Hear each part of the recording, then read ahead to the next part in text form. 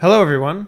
Before we get started on this week's episode, just a quick word that YouTube, in all its infinite wisdom, has decided that some of the Die Party games are now not suitable for advertising. It doesn't mean a whole lot for the content. I'm not going to censor the videos in any way, but if you'd like to lend your support so that Die Party can continue to grow, please check out the Patreon or subscribe on the Twitch channel. Enjoy the episode.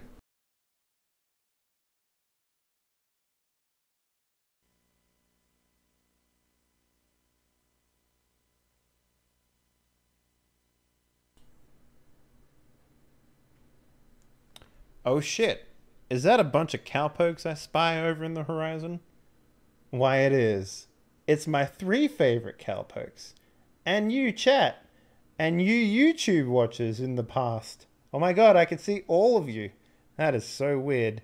Hey everyone, welcome back to Die Party Noose, the weekly and never not ever gone up on a weekly game for Deadlands Reloaded. It's a cowboy simulator, but with a twist. It's got the Zams. It's got the Zambies and the Damons. Oh my god, and a Sputnik just dropped a mad 14-month in a row sub. Damn, dude. What's up? Yo. So we're back. We had a couple of, adult situations happen. I think the first one was, yo, I gotta go to Warsaw.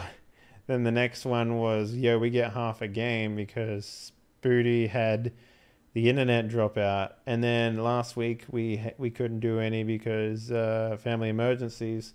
And now we're back. So, hey, everyone. Welcome back. Hope everything's good. Let's go around and introduce everyone. Mr. Drummer Boy, what up? How you doing? Welcome back, my dude. It's been a while. Hey. What's been going on? Yeah, it's been 2-3 weeks now. Yeah. Remember that album I was talking about? It came out yesterday. Woo! How's it going? What's the reception been like? From the people that I've actually heard from, because the internet is kind of weird like that. Yeah, the vocal. Yeah. It's been pretty good. Like Spotify and all that stuff, they don't really have comments, so I don't know. People who like it on Twitter and then they buy it on Bandcamp, and that's basically the feedback that I get. It's been selling pretty well, better than I expected. Yeah? Yeah. Huh. And do you do vocals on it, or have you brought in people for vocals, or is it all instrumental? What is it? It's all instrumental chill stuff. Ooh. Yeah.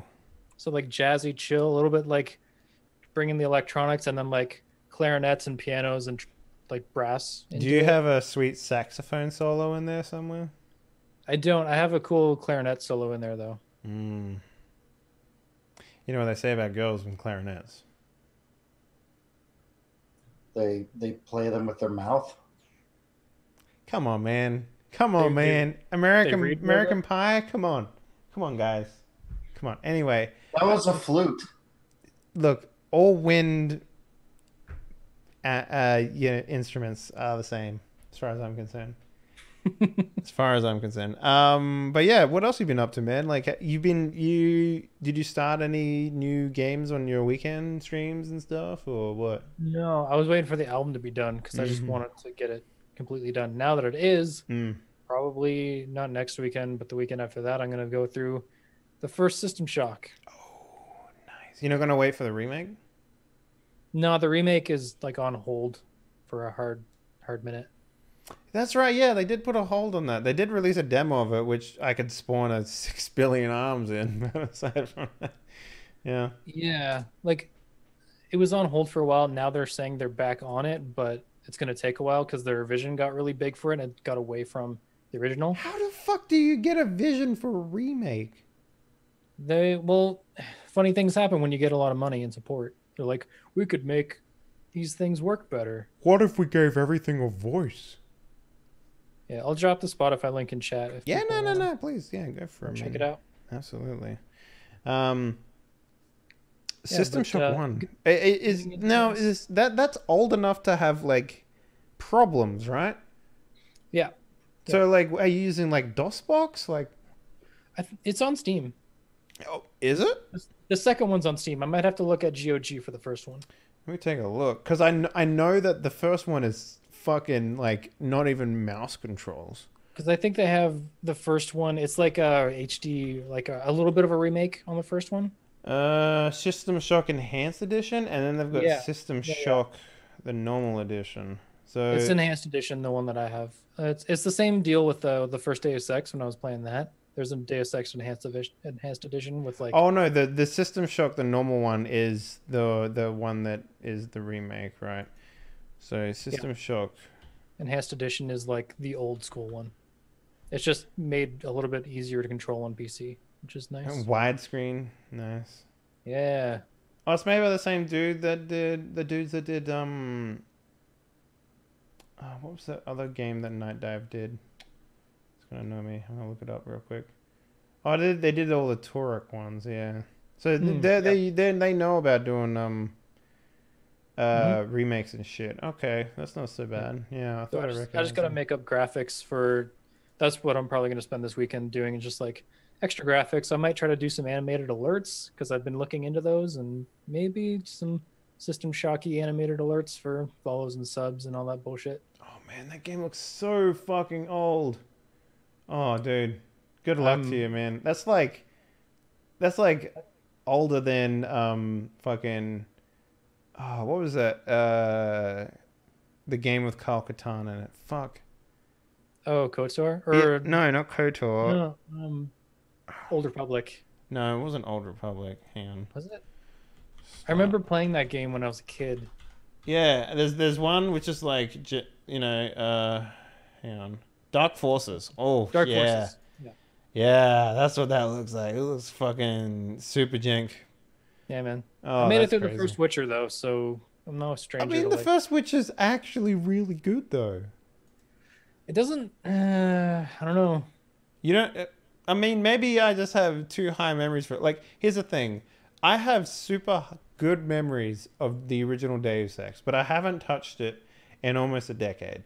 So right now, I'm playing Vampire the Masquerade Bloodlines, and I'm just like, I'm fucking blown away by that game, dude. Like, I really want to play that game. People often say that it is like their favorite RPG ever made. like it's no, dude. I'm playing it, and I'm just like, I'm just consistently blown away from it. So the thing with that game is I'm using the unofficial patch for it, which they just had a client release like a couple of months ago for RC10, and they actually brought on like one of the original developers of the game to like fill in the blanks and some of the missions that were missing, because the way that the thing that happened was that they got like bought out by Activision or something like that, and the end of the game had to get rushed because they're just like, well, this is your last game, fucking finish it up and get the fuck out, you know, like that's kind of what was happening there. So the end of the game is very different from the front end of the game is very loaded with like that Deus Exy sort of like open world, like I'm gonna talk my way out of situations. I might fuck this dude instead to get through or whatever. Like, you know, it's a very adult game. Like, there's a lot of like sex in it and stuff, and It's a vampire game. yeah, man. exactly right. It's like, and here's the thing, Brian, you'll appreciate it because it follows the RPG mechanics, like the role playing Vampire the Masquerade role playing mechanics, pretty well. Yeah, I was watching a bit of you play the other day, I think, and you were looking at your skills or whatever, and it was Mhm. all like in the pips and all that. Yep, all the so- dots. Yeah, or the dots. So that's pretty cool. yeah. Yeah, I And- heard that unofficial patch or whatever is pretty much necessary in order to play the game. oh because it's yeah, all broken without it. 100%. Yeah, like Yeah. so the first time I played that game, I played the Attribute mod, which was like because I wanted to play like La Sombra and shit, because it's very much like they don't let you play the Sabbat in that game. So you get all the clans from you know, the good side, you know, the Camarilla. So you get all the Camarilla clans, and all the Sabbat clans are like the bad guys and stuff. So I played that mod, and it was just like, oh, fucking kill me. This game sucks. And then I played the unofficial patch, and it's just, whew, it's like night and day difference, dude. I would highly recommend you play it. But like, yeah, like when I think about, I'm after I beat this, I'm thinking about going and play the original Deus Ex because I have such really good memories of that game. You know, like Sunglasses at Night, all that sort of shit. And I'm scared. I'm really scared. It was actually pretty good. The reason I said it was like kind of bullshit last time is because I was expecting something different. Mm. I was expecting like what I saw from the new Deus Ex to be like carried throughout the series, but like the first one was actually really deep for what it looks like. Yeah. Mm-hmm. Especially there's like the fight in the actual headquarters where you have to like either kill the person or know their kill word. Fuck. Yeah. Like that sort of shit I'm really into. So you know, that's what I think we'll do next. But anyway, Brian, my man, it's been a hot gooey minute. Tell us about your lasagna center. So it's soft and chewy, but in a good way. Is the outside a little bit like overcooked, just like it's mentioned, like the cheese is like all well, a little bit hard, you know, and it's got like a little bit of the Italian sort of herbs on the top, you know, sort of baked in. Dude, I love it. That's how I do it. Yeah, that's how you do. And now I'm hungry. Yes, me too. Thanks. What have I been up to? I restarted playing God of War because it had been a while since I had played it. Like the new one that came out? Yeah. And I got a little farther into it than I was, and I'm digging it still. That game wore out its welcome pretty quickly for me, though. Like, honestly.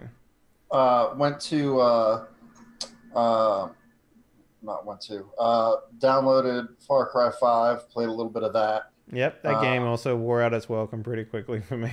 Yeah, I mean, I've only maybe played about an hour or so of it. Then are you hyped for the DLC for that? Because the DLC's coming out in a few weeks, right? Yeah, the Vietnam one. I'll give it a go. It'll probably be like 5 hours long, you know? Like it might be worth checking out. I already got all the packs for it and shit, so But then I also today downloaded, I think it came out today, but it's called Moonlighter. Yeah, the Recitative style game. I looked into that. Good. So let me ask you a question. I've read some reviews on that, and they say that the shopkeeping aspect of it, which I'm really interested in, by the way, is kind of bullshit and stupid and sort of tacked on. It's like you get like a couple of spaces and you set a price for it, and that's it, and then you just stay open until it gets sold, and that's it. Well, no, so you have to, like, people come into the shop and they will have a reaction to your price. Like, they'll come in and they'll look at it, and they'll have like a little like bubble cloud pops up, and it'll be like a frowny face or a happy face, basically. And you have a journal that gets updated that says, hey, at this price, at this number of goods, like say it's 10 iron bars or something, you know, people were happy with this price. But you can actually you can flood the market with stuff. So there is a supply and demand type mechanic as well. Oh, that's kind of interesting. Yeah, so if you flooded the market with a bunch of iron bars, nobody's going to buy any fucking iron bars. And they're probably not going to buy like an iron sword because there's crafting in the game as well. So you can craft weapons to sell, or you can just sell the raw goods. But if you flood the market with iron bars, no one's going to buy your fucking iron sword either because they can just make the shit at home. Because you sold like 3,000 iron bars the other day. So I'm not going to say that it's like super crazy deep. You know, I don't really know. And I do know that there are ways to expand your shop so you can have more items for sale. When you start, you can only have 4 items for sale. But you can expand not only your shop, but you can, the goal of the game is to really rebuild this town. So like these dungeons basically got locked off, right? Because too many people were dying. And so because of the dungeons getting locked and adventurers not coming anymore, the merchants of the town started to suffer. And you're basically the proprietor of the last remaining shop, which is also the oldest shop in this town. And so what you do is you're like, fuck it, I'm going in the dungeon because I need to save my shop. So you go to the dungeon, and it's, you know, procedurally generated and all that crap. Oh, interesting. Okay. But you can then you so you're basically you're moonlighting as an adventurer, like you're a merchant that always wanted to be an adventurer, Yeah, yeah. but you're stuck in the family business kind of thing. Right. Yeah, they kind of. I watched one trailer and they kind of fucking pushed that down your goddamn throat, like real quick, and I was like, oh, okay, sure, man, okay. But and it's and sometimes I get tired of the whole pixel graphic thing, but I think that it's really well done. It looks really good. It's not like the overly pixelated stuff. It's real pretty. It reminds me of the art style of like Tooth and Tail, maybe.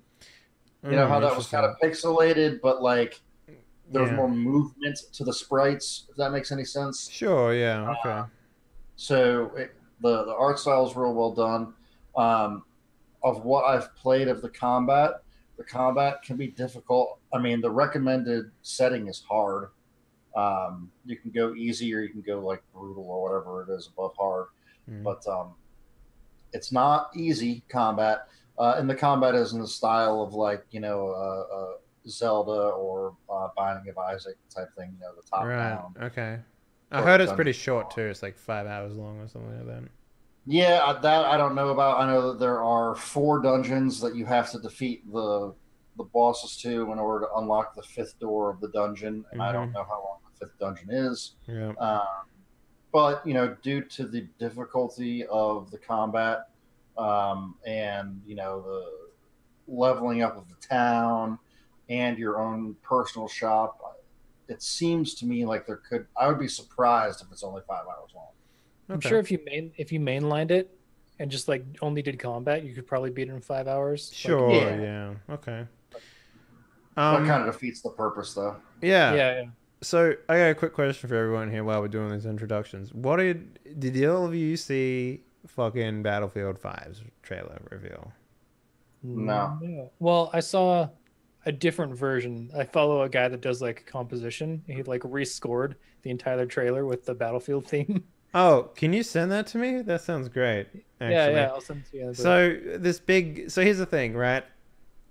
Battlefield 5 comes out and they have this like release stream that went for like an hour and a half, They had like a whole like style of like show people talking about what it is and what it's doing, all that sort of stuff. And then they show the trailer at the end. So anyway, they go through and they're like, okay, so Battlefield 5 is going to be World War II again. We're getting rid of the premium pass, which means that, all the DLC will be free for literally everyone who buys the game. Every single person will be playing the same thing. They have a system in place where they're starting at the beginning of the war.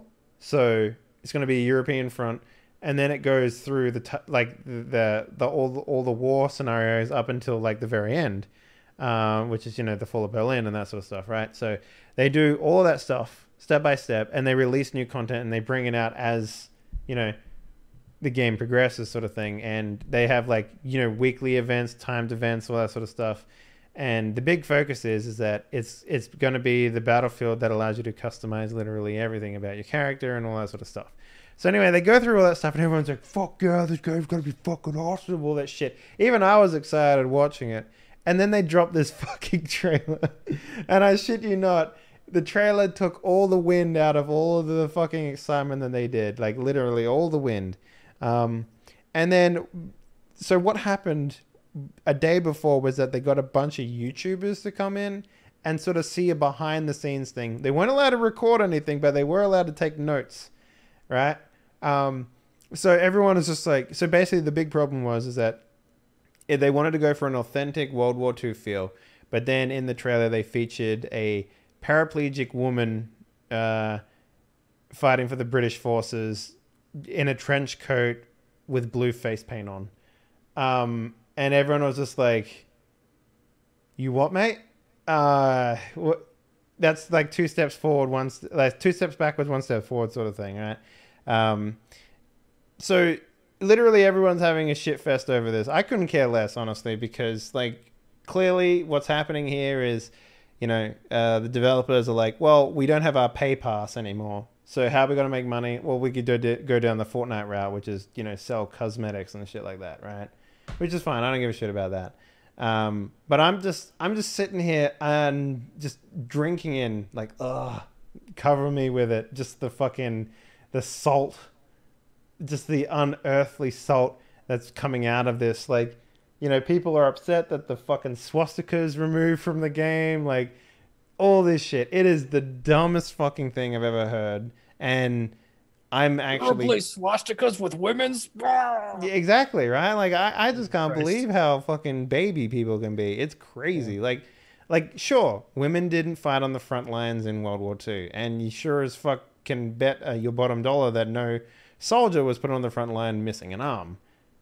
But that doesn't matter because it's a fucking video game, so who gives a shit, right? But at the same time, you know, I can understand why people are having a big hissy fit about it. Having said that, though, this sounds to be like the best possible game, because these YouTubers, they took all these notes on like everything about the game, like everything, including like how the guns work and all that sort of shit, and it sounds like they're doing a really good job about it. But after the event happened, the YouTubers released all this fucking information, and everyone's like, why didn't you just tell us that shit instead of giving us this fucking garbage trailer instead? And you saw it, right? Like, they didn't even have music on it. It was just basically just like a Michael Bay like Transformers scene, almost. Yeah. So anyway, speaking of garbage, can we talk about how the fact that there are 96,000 people watching Bethesda's live stream right now? I was one of those people for like an hour, and then I'm like, what the fuck? I'll just check Twitter later. Oh right, yeah. Is that the Fallout 3 remake on the Switch release announcement? I don't know. That's what people are saying. It's probably going to be some Fallout 3 remake, but no, it's going to be Skyrim on the Pip-Boy. That's it. They have been they've literally been streaming for like fucking 8 straight hours, and like right now I'm looking at it, and they've turned the lights off. The TV is still on, but the bobblehead is now laying down like he's sleeping. I don't know what the fuck. I mean, if they're doing all this for a remaster, they need to get a fucking life. I feel like it's a shitty move, but I feel like they might just leave this on until their E3 conference. Yo. Oh my god. Yo. People lose their fucking minds. Oh, I would love that. You know, speaking about announcements. And then they announce Fallout Shelter 2. Oh, yeah, that'd be good. Speaking about fucking announcements that fucking stirred the pot and made people shit their pants. They just announced what the next Pokemon... Oh, there's leaks about what the next Pokemon game is going to be, and they have an announcement for it as well that's coming out like today. But I guarantee you, here's what it's called. Let's Go Pikachu and Let's Go Eevee is what they're calling the next series of Pokemon games that are coming out on the Switch. I'm okay with that. Let's go. Now, let me also throw in a couple of things. They're also tying it into Pokemon Go on the phone. Oh my god. Also, kind of okay with that. Also, people are speculating that's going to be a remake of Pokemon Yellow. Nice. Still okay. Yellow was great. That I'm nice with. Okay with. And they're changing the capture mechanics to match that of Pokemon Go. If they did something with Labo, that would be sick. But does that mean like in order to have Pokemon in the game, you have to catch them in Pokemon Go? No, it's like, you know, you throw a ball like how you do in Pokemon Go, like you flick it sort of thing. I've never played Pokemon, so I don't. Yeah, I played Pokemon Go for like 10 seconds, and then I realized that I had to walk around like, fuck that. Imagine if you had to have had the little cardboard backpack and a little cardboard Pokeball that's attached by a string because it's fucking Labo, and then you throw it and like it pulls a string, and that's what makes it like you threw the ball. Look, bitch, I got a fucking Pro Controller. I'm gonna be sitting here using a goddamn Pro Controller playing Pokemon. This is for kids though, man. If they wanted to make a Labo... Pokemon isn't for kids anymore, dude. Pokemon is for fucking stupid adults like me. Also true, but like I think they're trying to make it for kids, and if they want to sell Labos, what better way to do it than with Pokemon? Yeah, I guess so. They made a shitload of money on that though. But guys, fucking, I don't know, man. E3 this year is gonna be fucking wacky tobacco, like 100%. When is it? Like June 25th, I think, or something like that. Yeah, I'm gonna be watching all the conferences, but. Are you? Do you want? I'm gonna be doing a stream, or do you want to jump in and be like a commentator? I mean, I could. I usually watch the Drop Frames one, but I could jump in for one of them. Yeah, fucking come in, hang out. That's the thing. Like, I'm looking for people to On my come. top five. Yeah. Yeah, Nice. why Yeah. not? Yeah. So anyway, Dude, are you covering the Devolver conference? maybe I don't know. They just kind of like devolve into bullshit. So I'd sit in and commentate on that one. Do like an MST3K on the Devolver conference. and now we got another top down fucking indie game for you. Blah, blah, blah, blah. And it's like, okay, cool, man, cool. Because like fucking the thing last year when they killed the person on stage and like just blood from every orifice. It was great. Speaking of blood from every orifice, Maleo, what up, sir? How you doing? It's been a while. What's going on? Am I bleeding? I mean, I am. Woo. Woo! It's going okay. We just cleaned our entire apartment and fixed everything on the walls that should be on the walls. So that's nice. I mean, how much space did that afford you? Let's be real here. All that work, how much additional space did you get? Nothing. Exactly. Then why do it? Live in filth, man. Well, Think of all the cockroach friends you could have had. no, our rather have spider friends. Just No knock cockroach. down a wall or two. It's fine. Yeah. We could do that, but I don't think our the guys we rent the apartment as would be that happy about it. Oh, fuck them. Just What make have it- they ever done for just you make it aside from open take your money? concept. But yeah, I've been doing that, and I've ended my Open D&D, this season of Open D&D, with a big bang, having all the enemies and good guys fighting each other in a huge battle. Was it just you sitting there for like an hour and a half, just being like, oh, cool. Well, keep it's rolling. Open D&D, so I can't control whether or not people will join or not, or have time to join. So yeah, I was just sitting by myself, scrolling out. Hey, the main protagonist died. Oh shit! I need a new protagonist. Mm. Yeah, man, like that sort of interaction stuff is kind of weird. Like I have this good idea that I want to bring in for 5e stuff, but like 5e to me is like I can't take 5e seriously. You know, I just can't. I can't take it seriously. Like for me, if I was gonna GM 5e, it would be like, okay, murder mystery on the magic street of some fucking town, where all the magic shops are like fucking hyper competing with each other to get like adventurers to buy their shit, and one of the shopkeepers ends up dead. You adventurers solve this mystery over 3 weeks.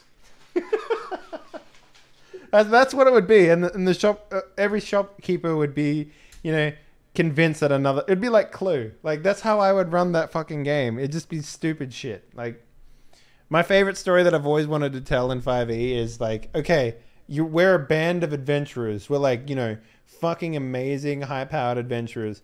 But these two wizards who are like even more high-powered than us have 2 towers on either side of a valley, right?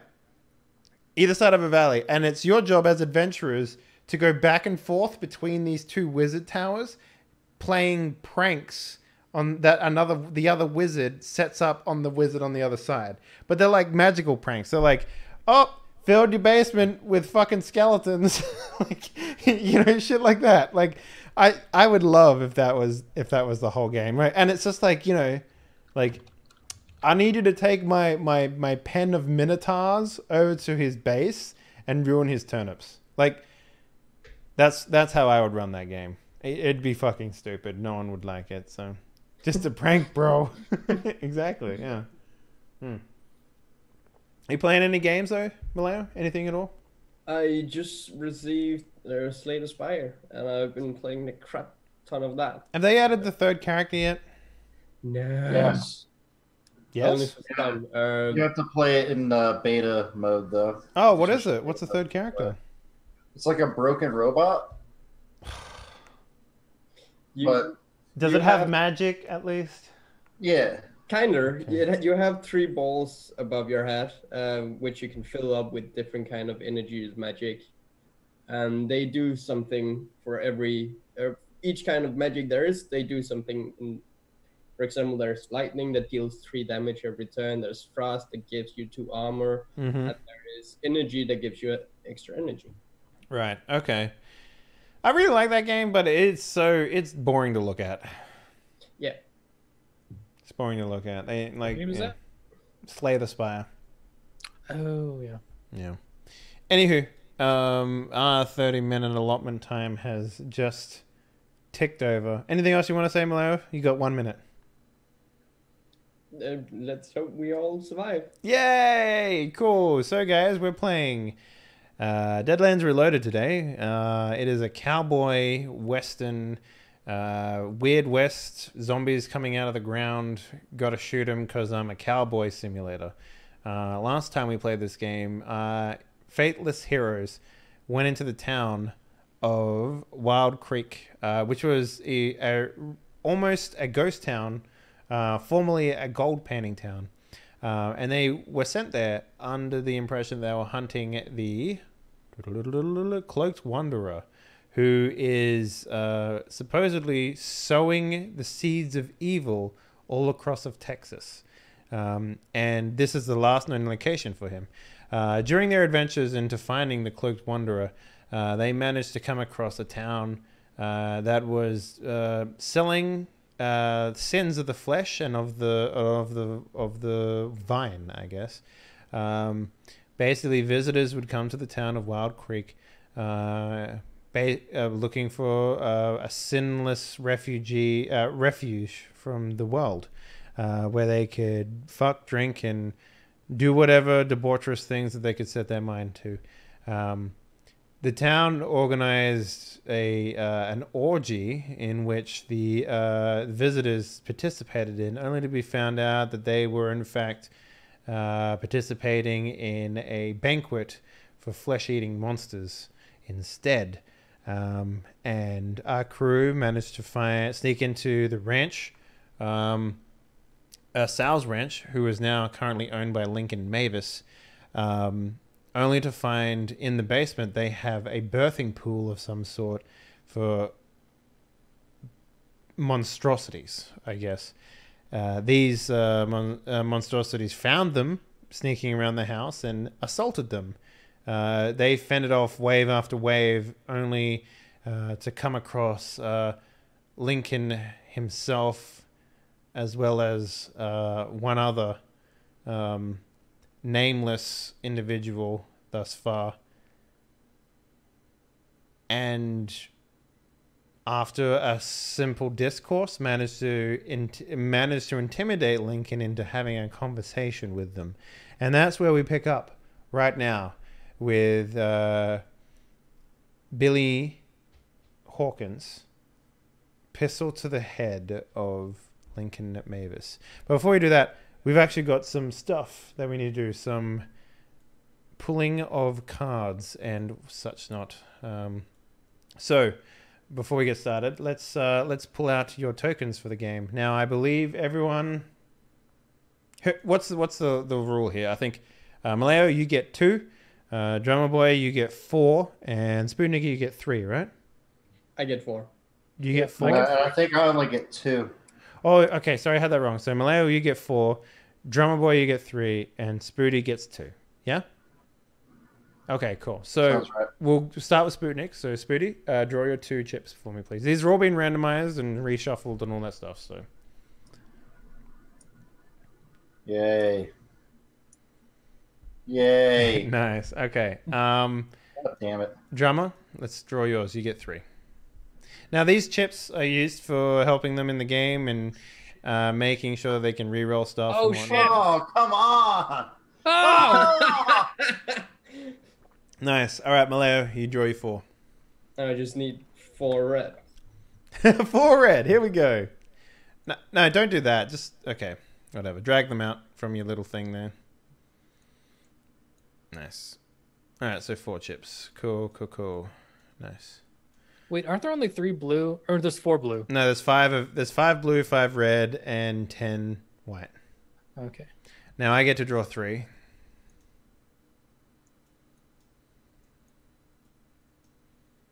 Okay. Wow. That's not bad, I guess. That's not Well, bad. yeah, we got fucked. Now, Yep. I can use these the same way that the players can use theirs, so that's always fun. So we'll see how that works out for them. All right. Cool. So, gun to the head of Leicester. Not Leicester, sorry. Fuck. Lincoln. Lincoln, thank you. What have I done? Like comes in from fade to black with me with like a gun on the kid's face. Bam!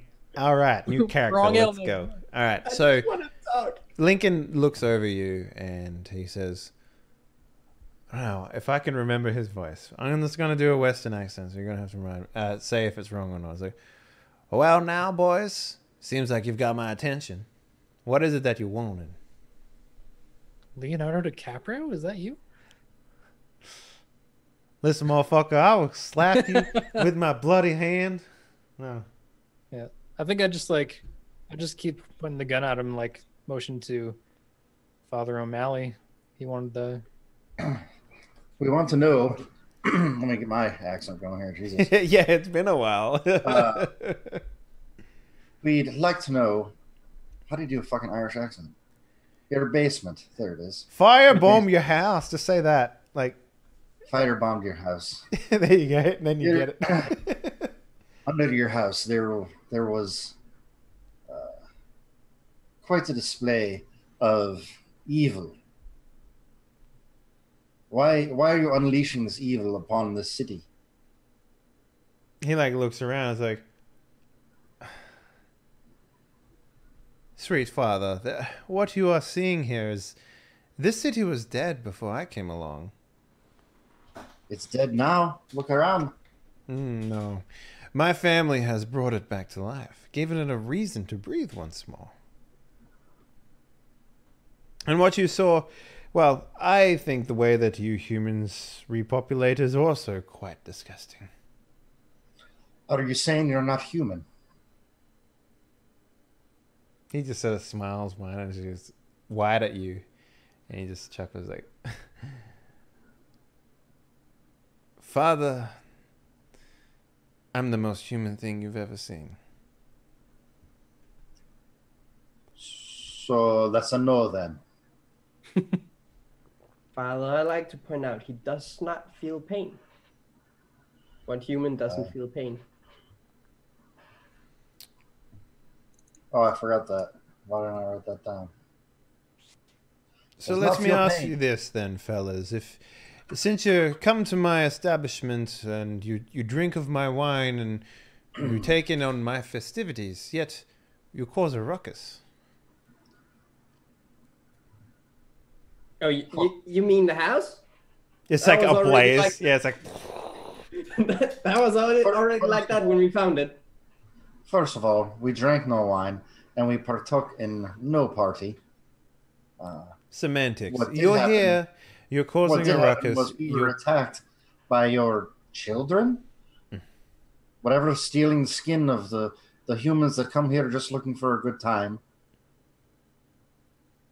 No They one be- stole Oh, no. anything. Oh, so the people that move to this town, they willingly give up their flesh and their skin for whatever's crawling out of the basement. He just sort of looks at you and smiles. It's like, I don't think I need to make anything known to you. I mean, Now, after I'll pull all, my gun you and will be say, leaving, won't you? Why? Yeah. I don't see you shacking up and making friends with my neighbors. Your neighbors are what we would call. Let me just look through my through my notes here. Pickers and skinwalkers.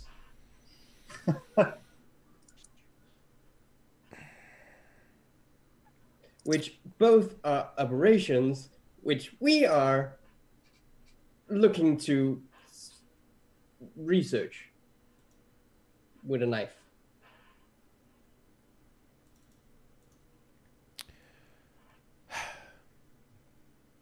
Is there any reason why we're talking right now? What We're do you talking- want? We're talking because you've visited evil upon this world, and we're trying to clear this world of evil. Look around you. This is the least evil thing that you will see in Texas, I can guarantee that. Well, we're starting small. If you're starting small, then why don't you start with the humans who infest this land? I wouldn't say they infest.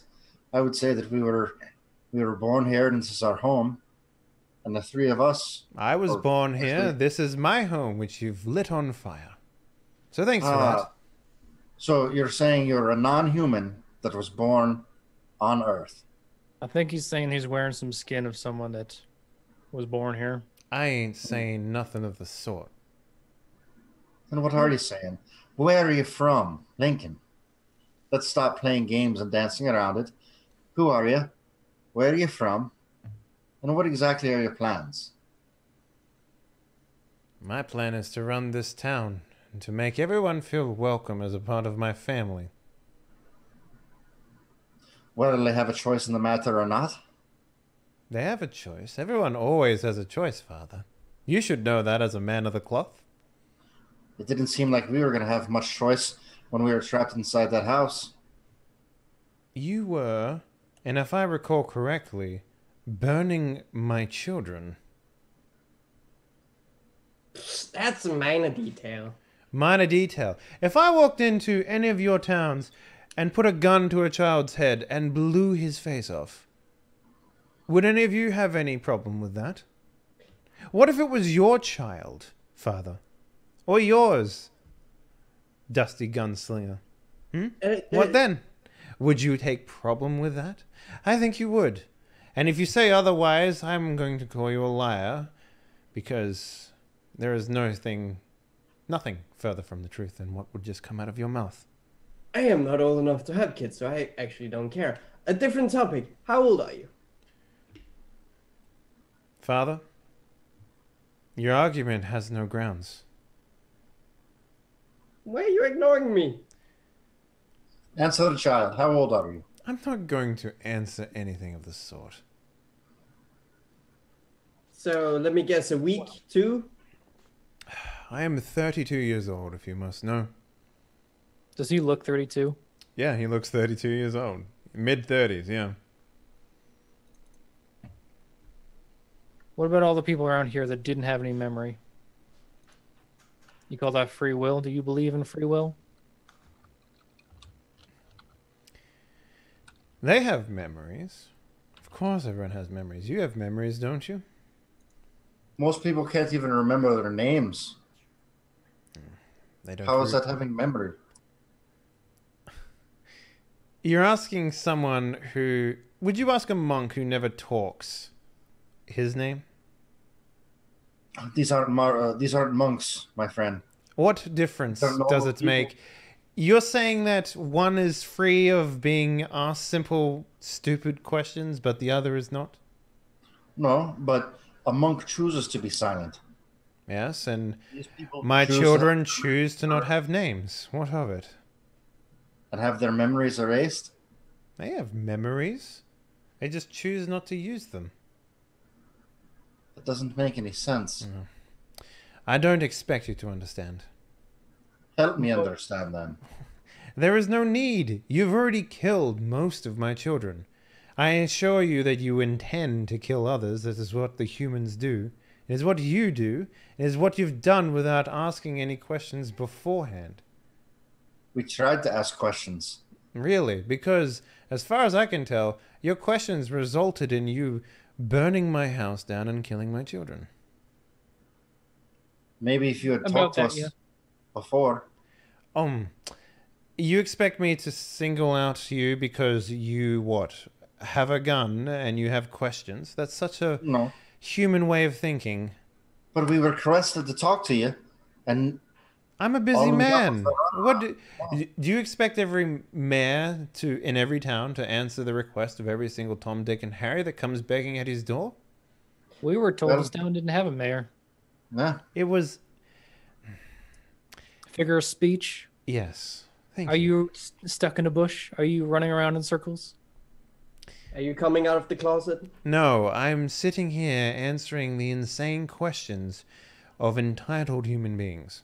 Wait, before I know I'm a child. Before we continue, 2 things. 1, you're skinwalker. 2, have you seen a cloaked man come by here lately? And you're a child. So Yes. what reason would I have to answer any of your questions? I have put up with this trifling questioning for so long. I grow tired and weary of you. Choose to leave or whatever. Just do not kill any more of my children and leave me the hell alone. That won't work for me. My fingers get real itchy. Well then, go finger a horse or something. I don't know what you're into. We can leave on one condition. There is no But- conditioning here. You either leave or you don't, and you become a problem. We can leave on two conditions. One, You're not in any place to be doing this. I need to We remind you that there is an entire town of my children here. we You haven't just gone said on your most of place. your children are gone. We killed most of them, remember? You got a real bad memory. I say what I need to say. Much like you. Tell you Okay. what, we'll finish this up if you tell me what happened to the church in town. I'd like to know the answer to that as well. You think I pay heed to your pagan rituals? I think you can't stand being around it, and I'd like to know. Well, I think I kind of know why, but Father, put Yeah, your once- cross in my hand. Let's prove this man wrong. I don't succumb to such parlor tricks. I'm sure it won't do anything. All I know is that there was once a church in this town, and now there isn't. And we're asking a very simple question: what happened? There was also a sheriff in this town. There was also... Why? Where's he? I am At the least the sheriff of building this still town. stands. The church was razed to the ground. Yes, the church was razed to the ground. Why? Why are you saying it's paganism that the church is burnt down? Paganism is in the Scandinavia countries. Paganism is any form of religious ideology that you humans seem to endow. So I don't want to have anything to do with that. What's your religion, Lincoln? The religion of free will, my man. That's not a religion. That's an idea. Yes. Funny that. Do you pray? Do you pray to your free will? Who do you pray to? I don't pray to anyone. Who do you answer to in the afterlife? I don't answer to anyone. Well, May- that must be a very comfortable life. It we is should actually. make a call. We should probably make a call. Hey, Father, you wanna dial the big man upstairs and see? Yeah, let me see something here.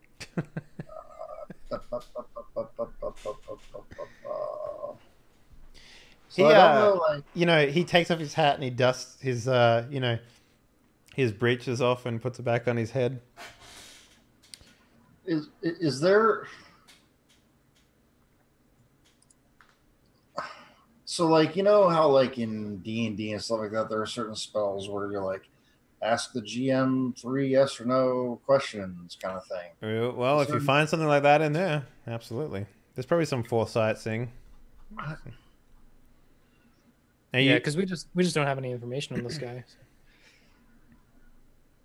And I'd like to kill him, but information is kind of the name of the game. Yeah, I think killing him would be a bad idea. I think fire might work. You look behind. Just I like, mean, I can't. I think as a character, Father Tom cannot advocate just killing him in cold blood like this. Well, I mean, he did attack us, right? and he's after not you a guys person. attacked him, so After we attacked him, so yeah, I can't really advocate killing him. But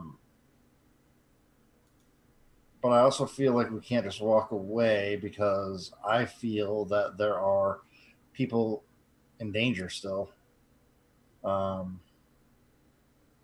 yeah, I don't really have anything that can. yeah, that's kind of the problem. This isn't D&D, right? You can't just like Yeah. be like, "Hey, what's the alignment of this thing?" That's what I'm saying. Like D&D for me, the magic in that is the answer to literally every single equation, right? In this game, it's supposed to not be simple and easy to understand. You're supposed to want to sweat it out. I mean, is this guy evil? Maybe. He's He stealing people's exists. skins. Well, you don't know the extent of what's happening. You can make assumptions to any way that you want, right? But I can guarantee you that everything is not what it seems in every single instance of anything in this game.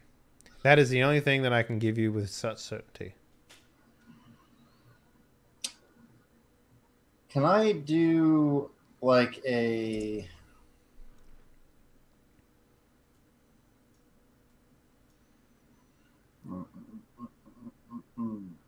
Yeah. Would a faith roll, would that give me some sort of idea to his,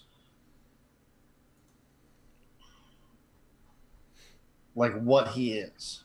So, okay. Is that faith or would that be investigation? Investigation is more like reading books. So here's the thing, right? The only thing that you can know for sure is handwritten anecdotal events from people who have encountered monsters of such types before, right? Right. There is no catch-all like, aha, I rolled a thing, so therefore I know. In this game, if you want to know something, you either do it and you write it down and you chronicle it, or you talk to someone who's already done it before. Now, you guys have access to that information. However, it requires a wire or, a Pony Express or something like that in order for you to get that information. You need to ask for it and get it. Either that, or you need to research the information from scriptures or books or something of the sort. Is there a... Now, if you had a knowledge of something in particular, right? Yeah. Like if you said to me, Dave, I take a skill, knowledge, blah. I have a knowledge occult, but it didn't really do too much last time. Occult is more like, oh, what do these runic symbols and stuff like that mean on the floor? Like if you walk in and see like, etchings on a wall in blood, you will probably get the answer, because in a lot of cases those occult etchings mean something and you could probably translate them. So like to know something about this guy, you'd have to have like knowledge demons or something. Yeah, knowledge Or knowledge like otherworldly creatures, supernatural, whatever. Well, the other thing is too, like there are, like, to give you an idea, like the overhead in this game, right? There are generals, and these generals are called the Four Horsemen of the Apocalypse. And the Four Horsemen of the Apocalypse have the Wild West segregated, and each of these areas deals with a certain type of thing, right? And if you have knowledge of what that certain type of thing is, you can break down what you can find in those regions pretty well. So, like, for example, if you had a lot of knowledge on, say, Texas, for example, you could theoretically break down the thematic stuff that you'll find in Texas. But, that's just how it goes. Like this game's like you'll sort of have a lot more information about things after you get the opportunity to sort of research stuff. Like right now you're on the frontier, right? Like there is no library you can consult or anything like that. Is there a telegraph office in the town? No. This is a frontier town. It's unconnected for the most part of everything. But you could ride a day away and find something pretty easily. The closest thing that you know of, and you probably pass it on your way here, is a town by the name of Libback, I think that is. I can't really read it. Luddick? Lubbock, yeah. Mm-hmm. Okay.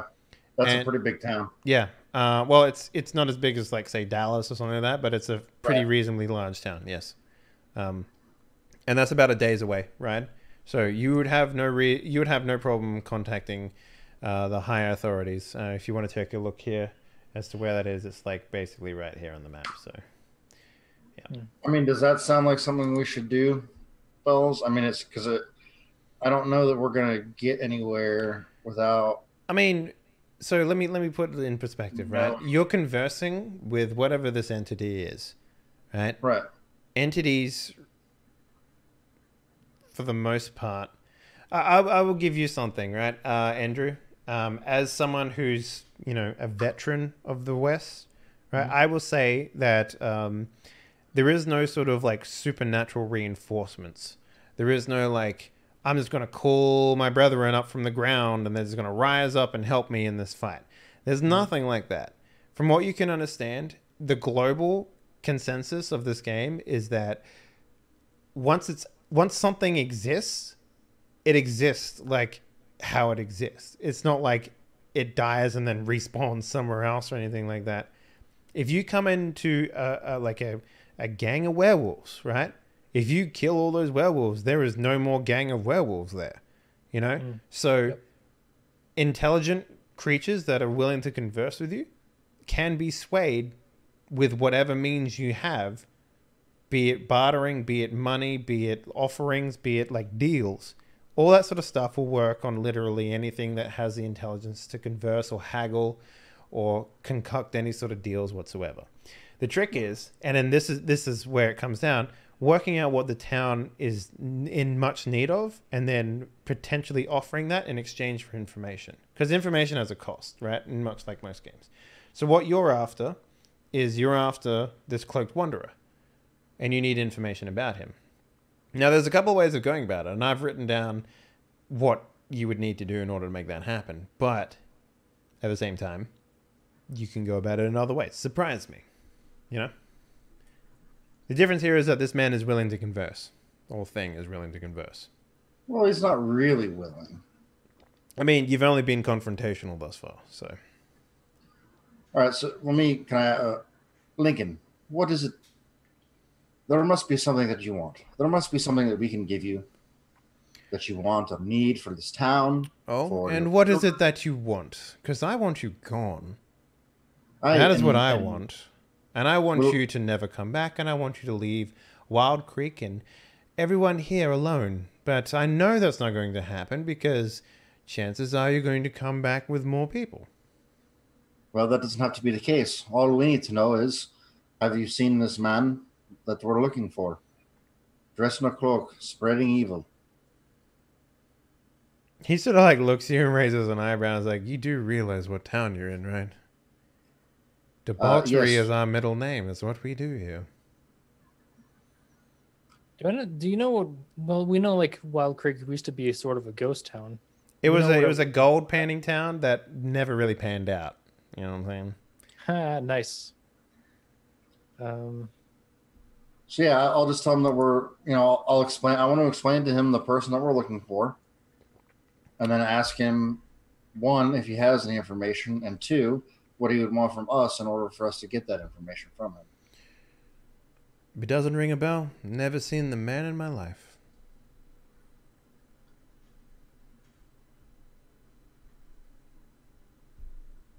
Okay. Now, are you certain we could tell other people to come here if you Child, if you undermine me one more time, I swear to God, my God, your God, whatever God, it will be the last thing you say. Yeah. Sure enough. So do you want to, you're going to want to replenish the number of your children, I'm sure, after you've lost so many today. Mm-hmm. Thank you for that, by the way.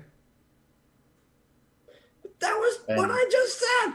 We would be willing to help you do that, but you need to help us. You would be willing. I find that very hard to believe. Can you even take that collar off and step on it? I don't understand that metaphor. The big guy upstairs. I'm sure he would take very kindly to you doing whatever it is that you do for me in order to make this deal happen. You think he wouldn't take kindly? I've read the scriptures. I know what he says is acceptable and what isn't. Very close-minded, by the way, I must admit, but he has his reasons. Doing anything. You just said you would be willing to help. Our group would.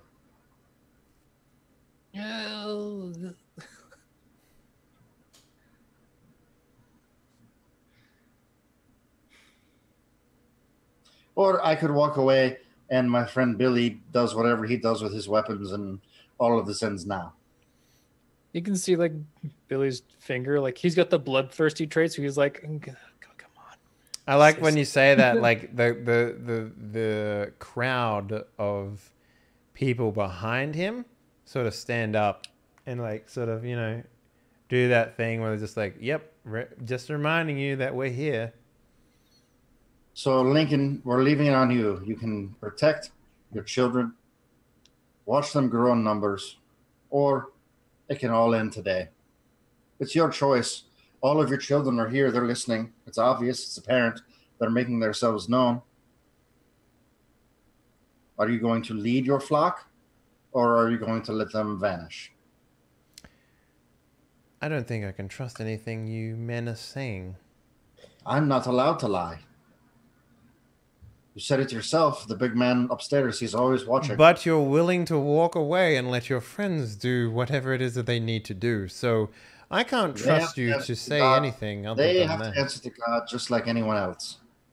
And they are men of free will. I don't control them.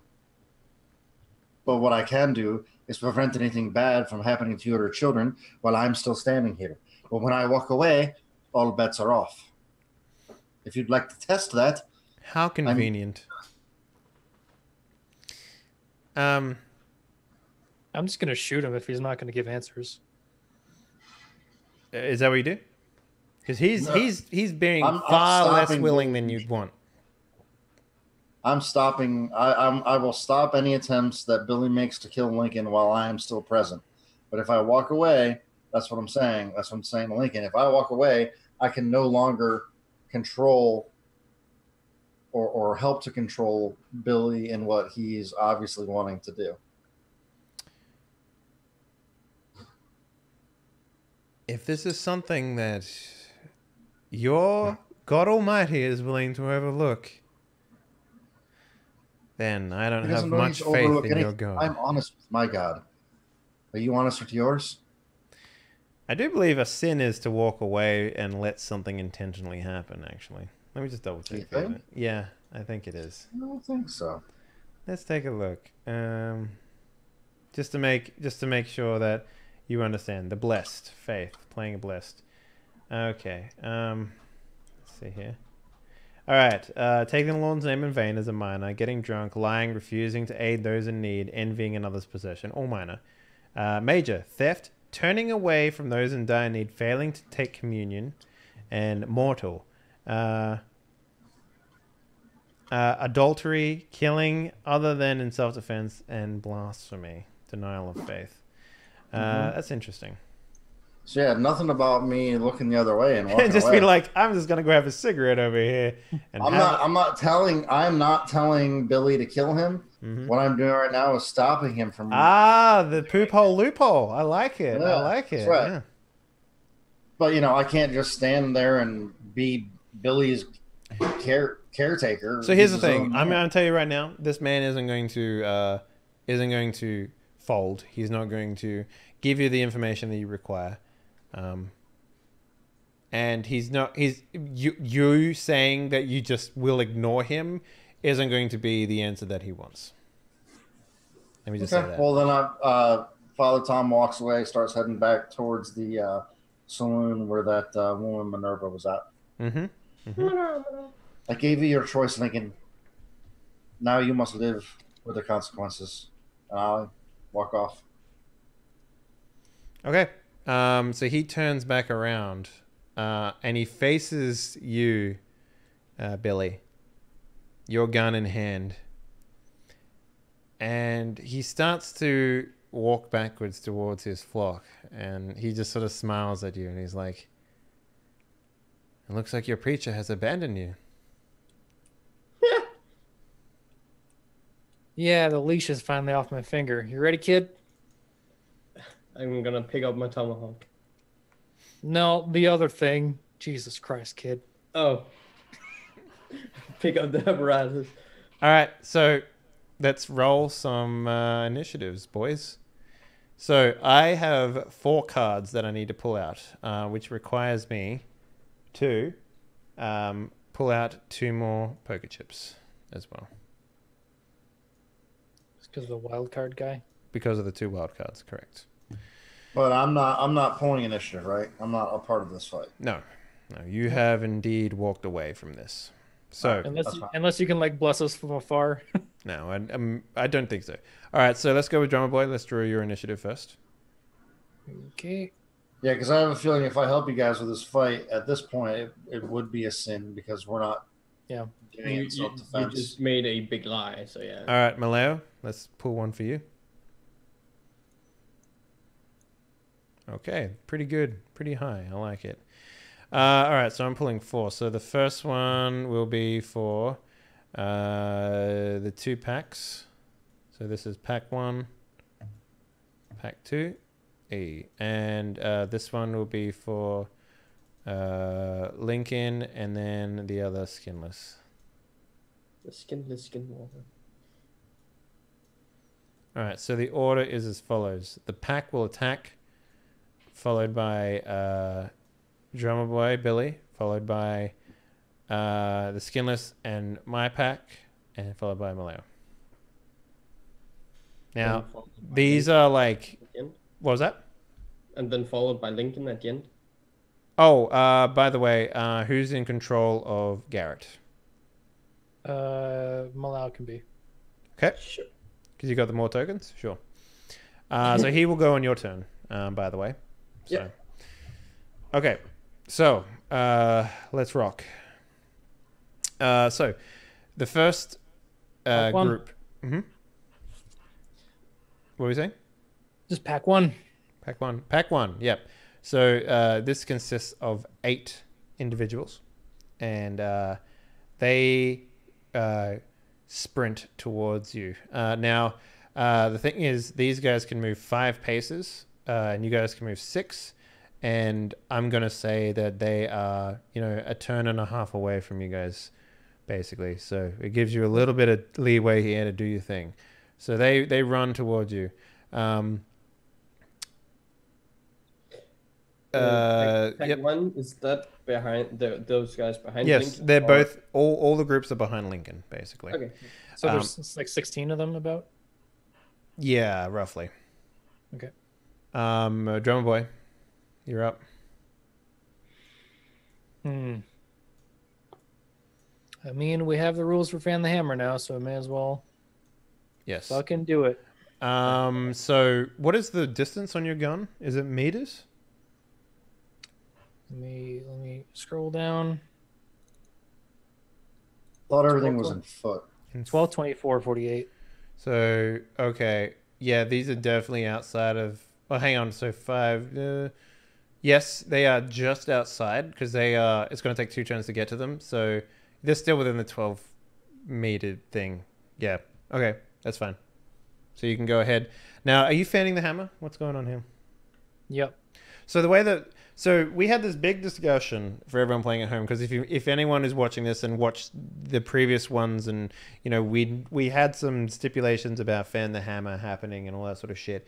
The game tries their best to try and explain this. So the way that we worked this out was originally it was Savage World Deluxe Players Edition. No, Players Editions of Deadlands Reloaded says fan the hammer, use the move auto fire from the deluxe book.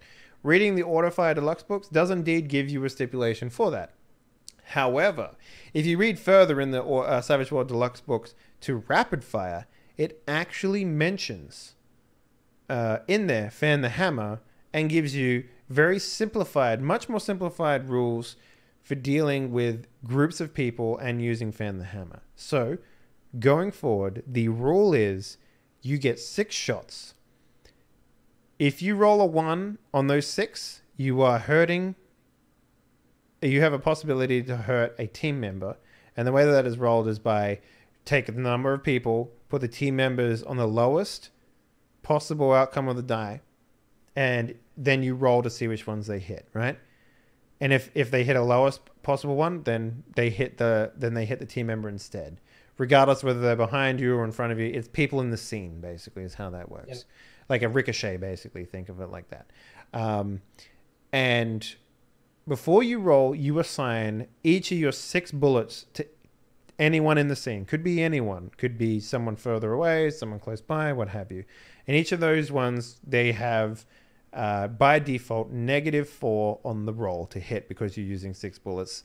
Billy, Drummer Boy, has a skill that reduces that to -2 because, that's just how he is at the edge that he has. So that's the rule that we're going to do, right? Pretty simple. And I get -2 to parry. That's in rapid fire as well. Is it? Yep. Oh, you mean that's hang on. What does your sheet actually say? Because your sheet, I know your sheet says, no, it says -2 to shooting rolls when fanning the hammer. Yeah, but in the skill, like in the first paragraph of rapid fire, it says the person taking a rapid fire move has a -2 to parry. Oh, right. You get a -2 to parry. Okay, I see what you're saying. So if it makes me easier to hit because I'm like just fucking. Okay, that's fine. I can get down with that. I mean, it's in the rules, so we may as well play by the rules, right? Okay. Yeah, sure. We can do that. All right. So you get -2 to parry to anyone that hits you. So where are you assigning your 6 magical shots, my man? To 6 of the 8 people running at me from left to right, I guess. It's also worth pointing out that it also stipulates that you can't shoot 2 guns because fanning the hammer requires both hands. Yeah. Yeah. So it's only 6 shots maximum. So you're shooting 6 at the dudes running at you? Yep. Okay. Go ahead because Lincoln is still injured from last time, so he's at a -1 to everything, right? I believe so, yes. Now, so on your sheet, make sure you've got the stipulation set up for miscellaneous trait test modifier. Put a -2 in there.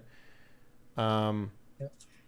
And then you should just be able to roll shoot 6 times. Yep. And then damage 6 times after that. Or we'll Or see. damage. We'll see how many you actually hit. So yeah.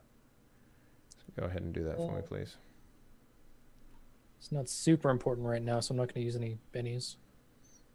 Or you can use a Benny after the roll if you want. So.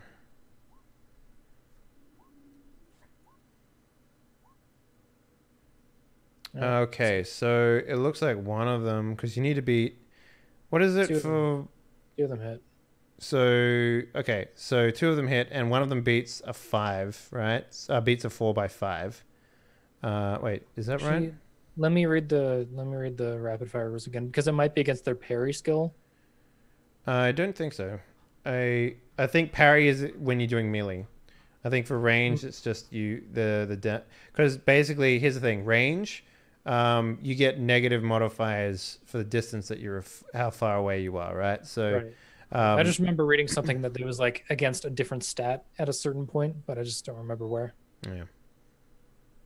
That was in the other one where like you shoot with the thing and they have to roll against their spirit or something like that in order to beat you. So that's 2 hits, and one of them's above. One's 5 above 4. Yeah, I just want to see what happens with a okay. So range attack with semi-automatic weapons or blah blah blah. Rapid attack can be combined with anything else. The rapid attack must be taken all at once, but the warrior can assign his dice to multiple targets as he chooses. Yep. So I just believe that that a normal raise in this instance would mean that let's see here. It's just an extra damage die if it's raised. Yeah, if you hit your target with a raise, add 1d6 to the total. Yeah. Okay. So yeah, so just roll the first one, normal damage, and then add. There should be a raise button on your weapon. Yep. Do I take away the -2? No, it still applies. Oh, it's separate. Yeah. Okay. Where are you at? Guns. There you go. There's 1. Here's the raise. There we go. Okay. So now you need to meet the toughness of these guys, which you both do on both, and you kill 2 of them. So you shoot 6 bullets. These guys are like running at you, dodging wildly and that sort of stuff, and yeah. Now, after this round has happened, Brian, I'll give you a chance to come back in if you want. Okay. I don't know. I mean, It's up to you. It's up to you. All right. Now the other group will happen. So it doesn't matter. Either one's going to happen here. So another group will come running at you. You sort of catch up. You know, you guys are sort of like being surrounded by these things. They're not all coming from one direction. They're sort of all coming like as a group sort of thing. Like just imagine like, you know, I forget his fucking name now. Just imagine Lincoln, right? He's walking backwards, and his children are sort of running around him, coming towards you, sort of thing. So it kind of looks like a cool scene where he's sort of fading into the mass of pulsating bodies running towards you. And these things are all like, you know, gross, and the skin's sort of like moving slightly around their heads and stuff like that. The other skinless man, however, he will run right up to you, Drummer Boy, and he will bring down the hammer on you, good sir. So let us roll some damage. What is your parry right now? It's got a -2. So what is it? Okay. So right now it's 3. Ooh, shit. Okay. Yep. He comes in with a big one, so he gets an extra D6 on this. Needs to beat a 5. On your parry? On your toughness, sorry? Yep. Hey, all right. So that'll work. Is it beat a 5? I can't remember. Does it have to beat them? Who gets the advantage in the? Yeah, that's what I'm thinking. I think it's the defender's advantage or attacker's advantage. Let's take a look. The target number to hit an opponent is equal to the opponent's parry score, so it's equal. So I just have to hit a 5 in order to hit you. Yep. So you are staggered, good sir.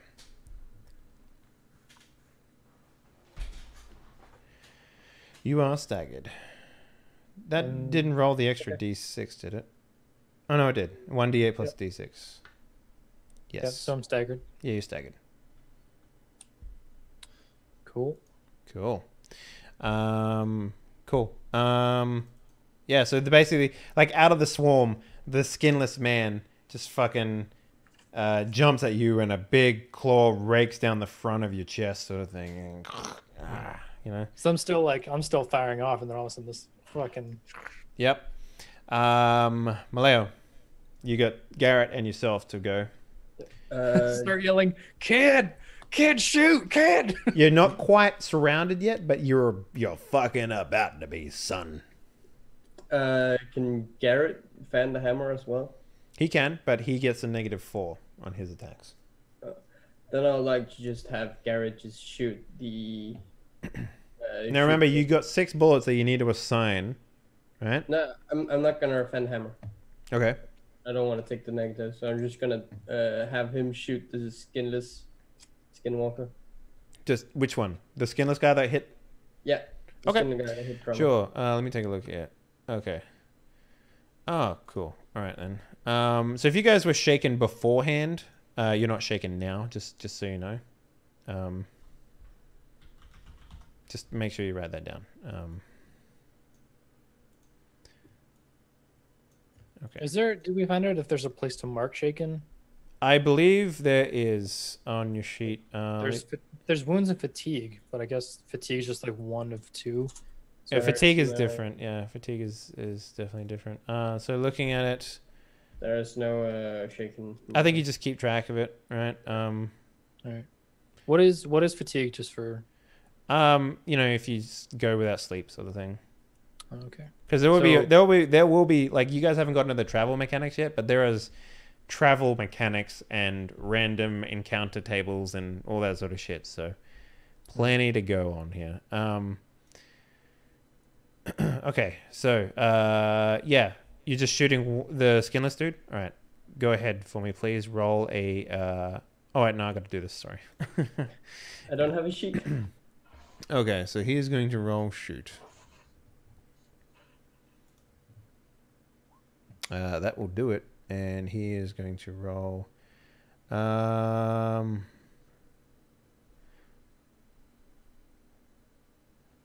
Do you want a peacemaker roll? No. I'm just that's with a raise because he got definitely higher than fucking 4. So he's going to put a cult raise or bam. Also keep in mind the AP and stuff like that. So remember AP removes from the armor or the toughness value after damage is applied. So just keep in mind of what your AP is. Like a Colt Navy revolver, whatever it is AP 1, right? So it just reduces the toughness by 1. So okay. Yep. That is enough to do damage. He is shaken. So what would you like to do now? And then I'd like to take my device and point it towards the skinwalker, and hopefully somebody who's coming running towards us behind that. Now, here's the thing. What is the blast style of this spell? It's a cone template. Cone? Okay. Yeah. So basically, remember the way that this works is Was like the 2d4? Was that mid? template. So cone template is 2d4 foes. Yeah. So roll 2d4. All right. So you hit 5 targets with this.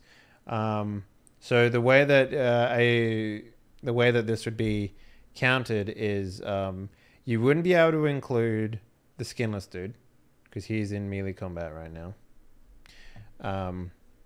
Oh, by the way, going forward, I do believe that I'm supposed to apply a negative to that, like range modifiers. So, what is it? Oh, they don't really have one for it. Okay. I guess that makes sense in a weird way. So you wouldn't be able to include the skinless dude, but you can include anything else. I'm just going to take out 5 of the guys coming towards us. Cool. All right. So what is the damage on that? 2d10. Damn. Shower flames, burst energy. Its targets within red hot fire, otherwise damaging it when cast. Place a thin line like going template on the character's front. Targets within the template may make agility rolls versus the caster's arcane skill roll. So roll arcane for me, please. Or hang on, no, you're this is have arcane since it's no, you whatever your science skill is, right? Like that'll be weird science. Okay, so 5. So they need to make agility rolls against that. Okay, let's take a look here. So you're hitting 5 people? Yep. We're just for time's sake, we're just gonna roll once for the group and go with that. Because I think it's annoying to have to roll.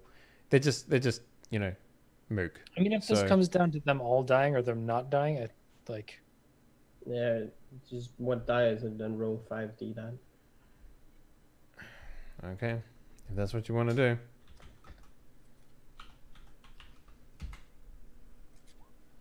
All right, so 4 of them pass. So to avoid the blaze, those who fail suffer 2d10. So you kill one of them, basically. Now, how many times have you used this? You used this twice now, right? No, I have. You used it once downstairs, and then you used once upstairs, and this is the 3rd time. This is the 3rd time. And how many charges of this do you have? I have 11 power points out of 20. Okay, and it uses 3 each time? Yeah, so I have 3 shots left. Okay, cool. All right, so that's what happens. So let me edit the scene.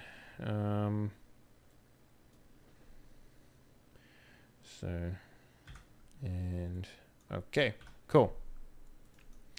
All right. There is something that I could be doing, not involving the battle while they're fighting. Sure.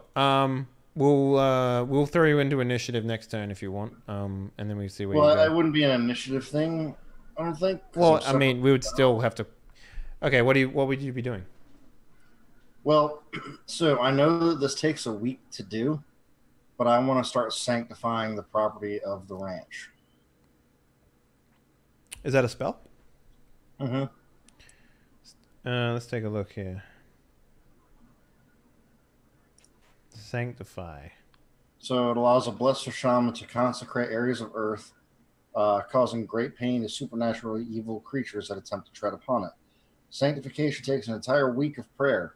The blessed must remain within the bounds of the area for the entire duration. The area is termed by the marshal, but it's typically the grounds of a church, battle, or some other place of importance. No clear boundaries exist. Areas equal to 5 times the caster's arcane skill in yards. Is this a... I'm just trying to find this page. Yeah, it's page 108. In which book? Yeah. The Deadlands. Oh, this is a Deadlands spell? Okay. When the ritual is complete, the arcane skill roll may be attempted. If successful, the area is sanctified. If the roll is failed, the priest must start from scratch. Any supernaturally evil creature that attempts to enter the sacred ground must make a spirit roll at the start of each round or suffer a wound.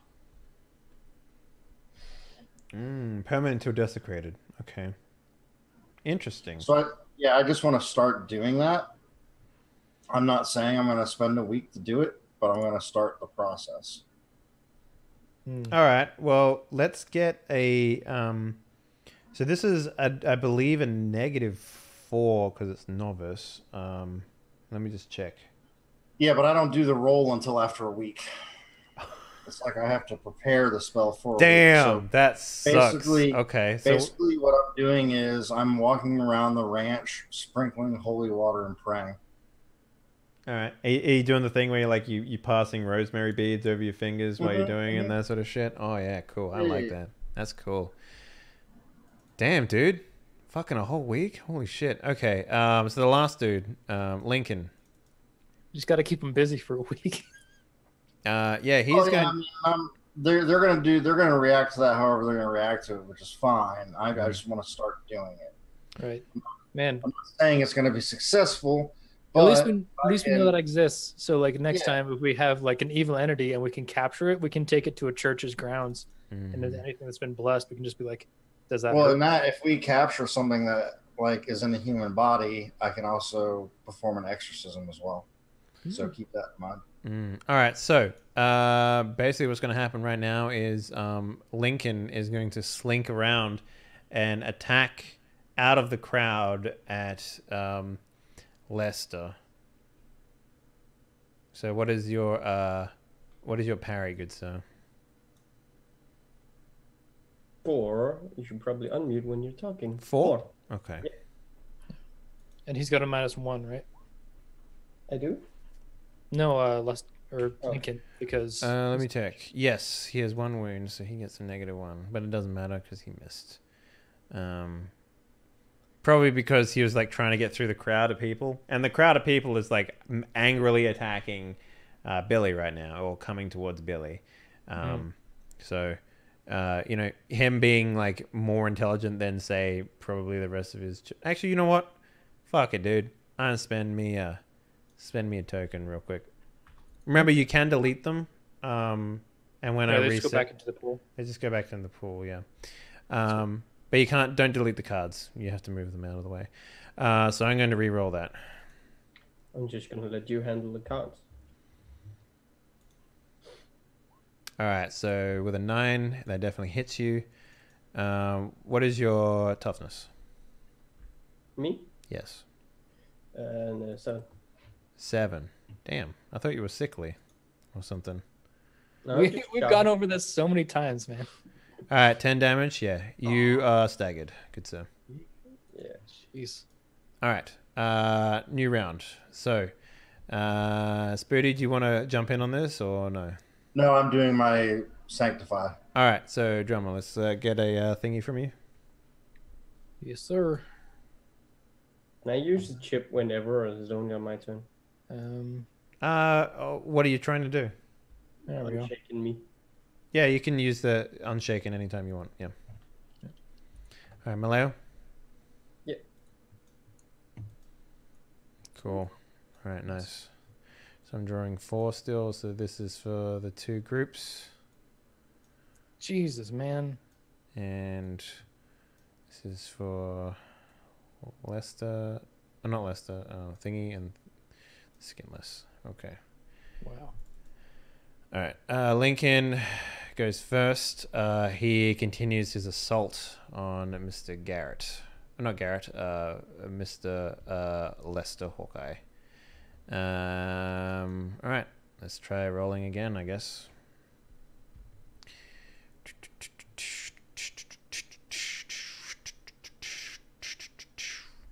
What is your thing? 4.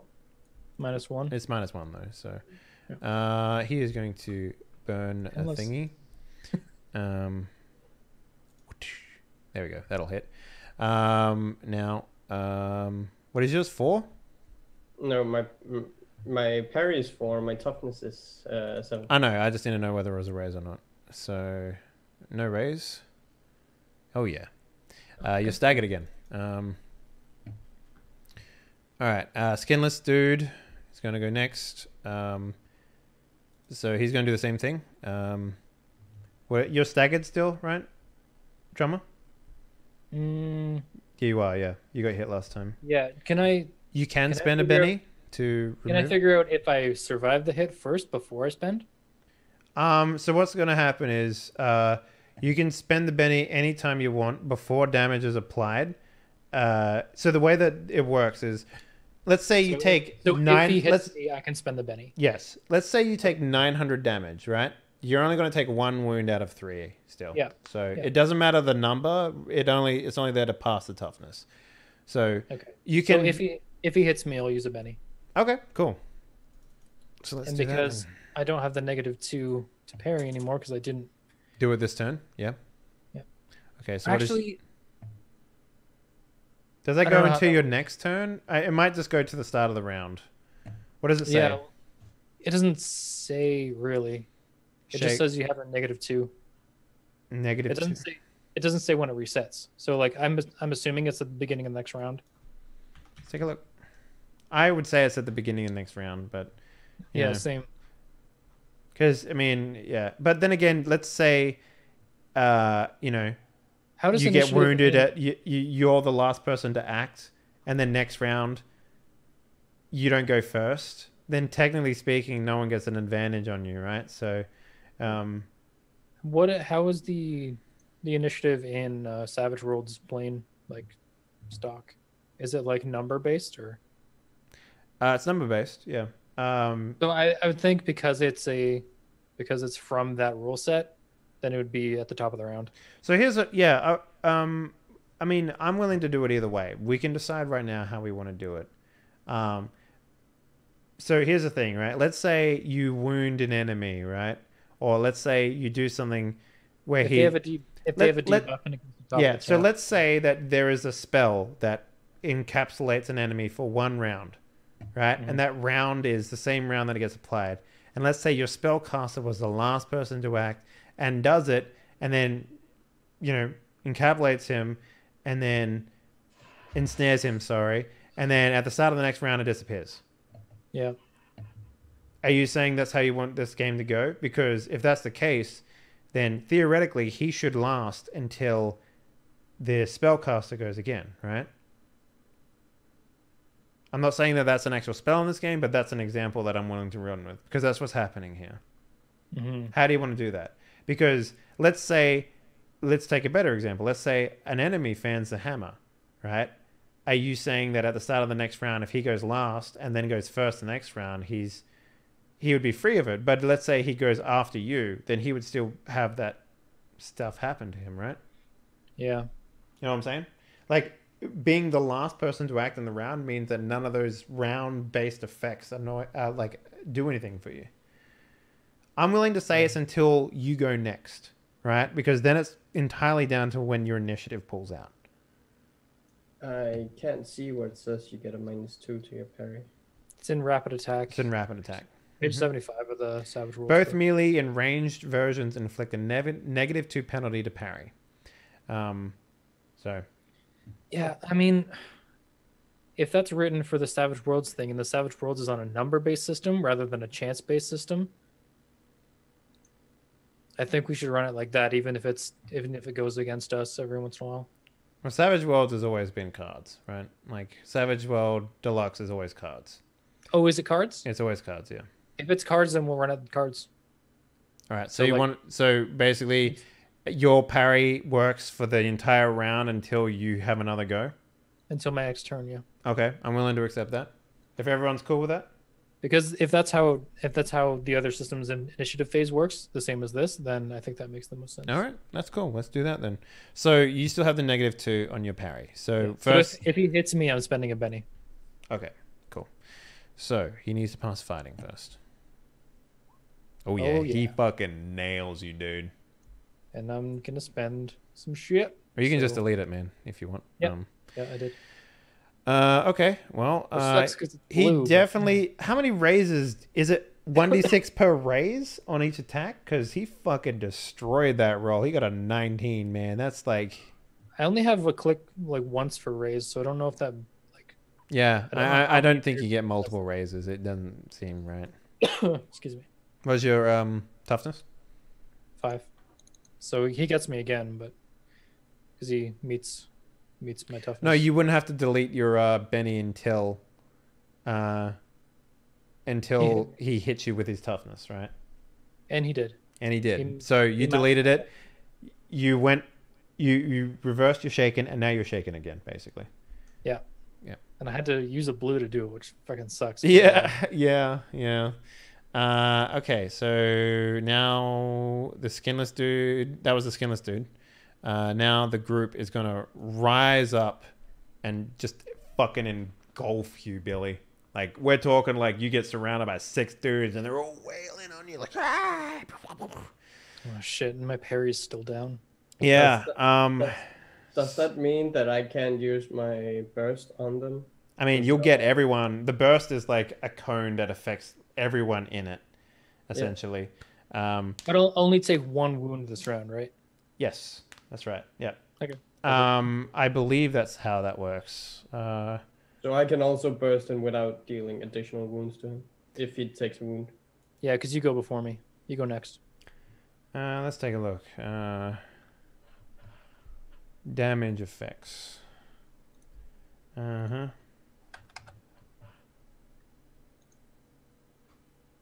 think it's well, that doesn't make any sense because what I think happens is this is a group, right? It's counted as one person, right? So any attack from these guys, they all attack you, but they can only do 1 wound to you, right? This entire group can only do 1 wound to you. But let's say if Lester then blows up you as well, you're going to take an additional wound because it's coming from a different source. Is it an additional wound or additional shaken? Like, is it shaken? No, shaken, and then once you're shaken, any wounds, any damage after that is a wound, and you can take 3 wounds before you die. Okay. How do you repair wounds? Just to. Doctors mostly. Okay. Let's see here. Wound. Or me, because yeah. I'm also like that. Cool. I think. Yeah. Well, sometimes you can take multiple wounds if they do like if they raise their attack and fucking nail you with it. Then you can sometimes take additional wounds. It depends on the skill and stuff. So, all right. So you've so now you're going to take 6 attacks. So basically, let's take a look here. What does that look like? Okay.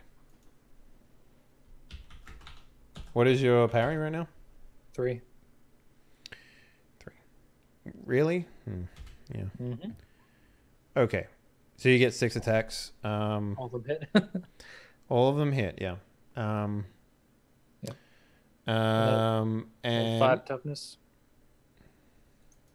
5 toughness? Okay. Yep. Let me just swap that back. I Okay. should probably have been standing in front. 1, Oh. 2. Okay. You hit once, so you take a wound. I'm not going to roll anymore. Okay. So yeah, basically these dudes just fucking just swarm on you like water basically and start fucking slapping you with these claws. You're getting attacked from all angles. You're in melee combat with everything, so it's going to be real hard for you to shoot now. Now that you're in melee combat. So I don't think there's any penalty for close range for pistols. let's take a look.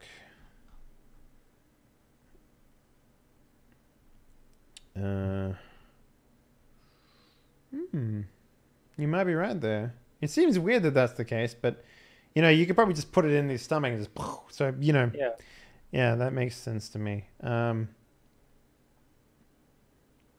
Okay, so you're taking a -1 because you got wounded.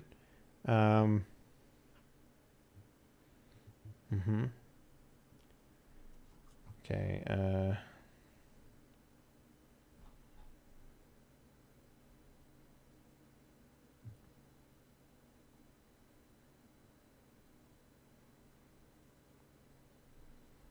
Okay. All right. Roll me 2d6 for me, please. Me? Yep. Just base. Mm-hmm.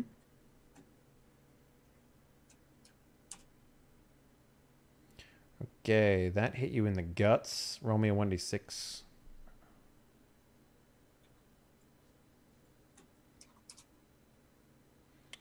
All right.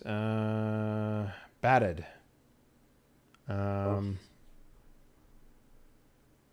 Oh wait, no, that's only. Oh, sorry. You only roll that when you're incapacitated. Okay, cool. Sorry, my bad. Yeah. So basically, if you go down, you get a permanent wound, right? Which is what that would have been. But yeah. Okay, cool. Interesting. Cool. Going forward. And Maleo, you're up. You and Garrett.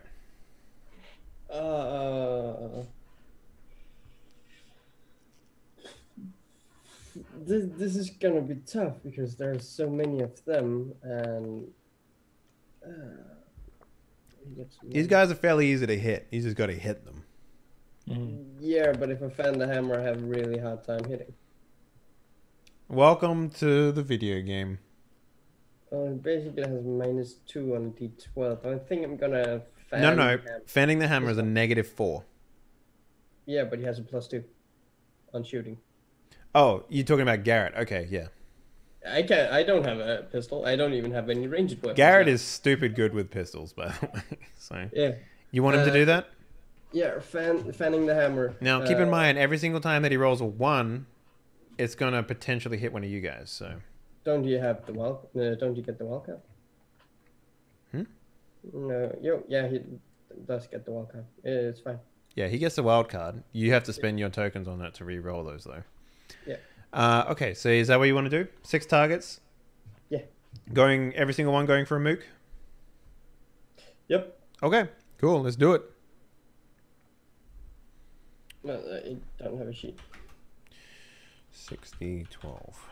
Now this is a plus. This is a -2 on each one of these. So Yeah. Did Garrett hit the skinless last round? he did. So he should be shaken, correct? Yes, he is. Yeah. So that means he didn't attack me? No, that was. Oh yeah, that's a good point. I didn't think about. Well, I'll tell you what I'll do. I'll remove one of my tokens. How about that? Is that fair? Okay. That's on me. I fucked that up. So 1. Okay, roll me. No, he has wildcard, doesn't he? Yeah. So that's 2d6 for those two that are below 4. Hang on. What are you saying? The wildcards. Yeah. Doesn't he get wildcards on every attack? Oh, I see what you're saying. Okay. So everything So above a the- fail the- might get a wild the- card. Yeah. Yeah, the ones below 4. You are 100% correct. Okay, so that'll save you. So everything hits. He hits 6 targets. I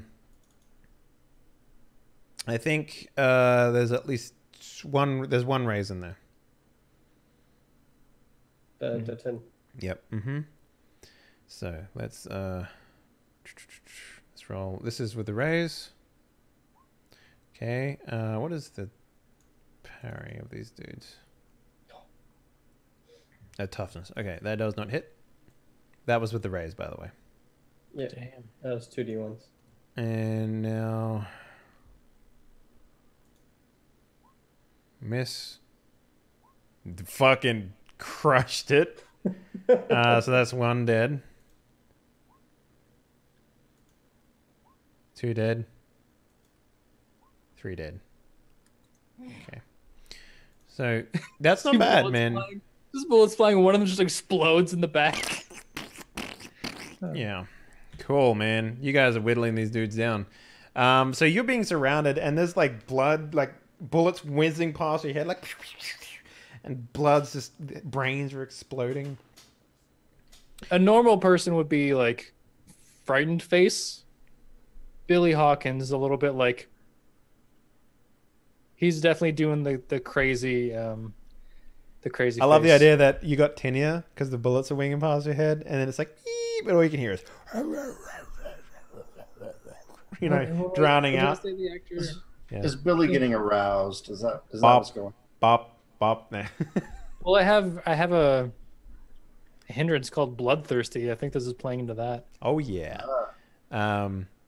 What does that hindrance do for you? You show no mercy. Means, I suffer a -4 charisma if we like take prisoners. Awesome. Cool. Okay. Well, Marshall, my turn. No. Oh, yeah. What would you like to do with your character? There are still coming the other 8 towards us, right? So right now there's 3 surrounding Billy with 5 more rolling deep. There's also the skinless dude in there, and Lincoln is basically right up in your grill. Gary Busey, that's right in front of me. Yeah, Lincoln has been attacking you, so... Oh, I thought... Yeah, I know he was attacking me, but I thought he was ranged. Then I'm gonna burst him. You get... With what? Burst. Oh, your spell? Right, okay. Mainly pointing it just straight ahead on him. Okay. And if somebody else get caught in the fire, they get caught in the fire. Alright, so here's how I will say that. You can point it at him, but no one else. I'm gonna do that. Or you can move, point it in another direction, and get Billy as well. But Billy will be in there, so if you roll a 1 on it, Billy's toasted. I get an agility roll, don't I? Yes, you do get an agility roll. But you're on a negative because, yeah. That's fine. I still got a D10 agility. Do it. I'm gonna move out and then burst in the direction. So you just sort of move, you just sort of like duck under his arm and then like get down on a knee and go crank that bitch. Wait, no, I'm shaking. I can't really do that, so I'm gonna use a Benny and then I can do it. Oh yeah. There you go. Benny's a good. It's white, so I had 3 leftovers after the last. Okay, 2d4 for me, please. 2d4. Don't roll a 1. There's a 1. All right, so you get Lincoln, 3 dudes, and Billy. Mr. Billy, which is basically like the entire group, right? Like there's 3 monsters on him and Billy and him. So yeah, that's everyone. Good job. You literally rolled and got everyone. So Billy, why don't you give me a D10 -1? You got 1 wound, right? Do the wounds auto-calculate that? Did you add the wounds to the sheet? It should auto-calculate. We can find out. Sure. Mm-hmm. Let's explore. Sweet. Yeah, it does. Yep, automatically does it. So you need a 4 to pass. Go to 7. Wait. Oh, I'm going to have to read this thing again. Can you just post the thing? Okay.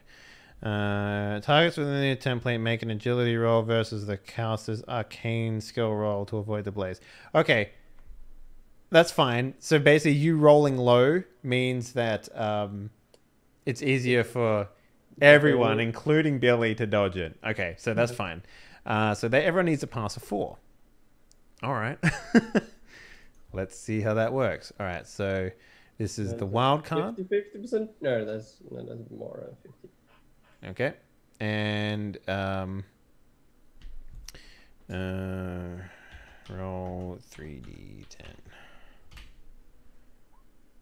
1. You get 1. I got 1. You got 1. Congratulations. you fucking like, ah, and the big burst of flame comes out, and everyone sort of like leans back. And one of the guys is like, wait, what are you guys doing? Ah! And he gets fucking toasted. So, that's good. He's just looking back towards the rest. God, Well, you're you're fucking... back. This Oh. fucking thing that you've got has literally only hit like one person in every group of things that you've attacked. It would have been better for me to use my tomahawk. But...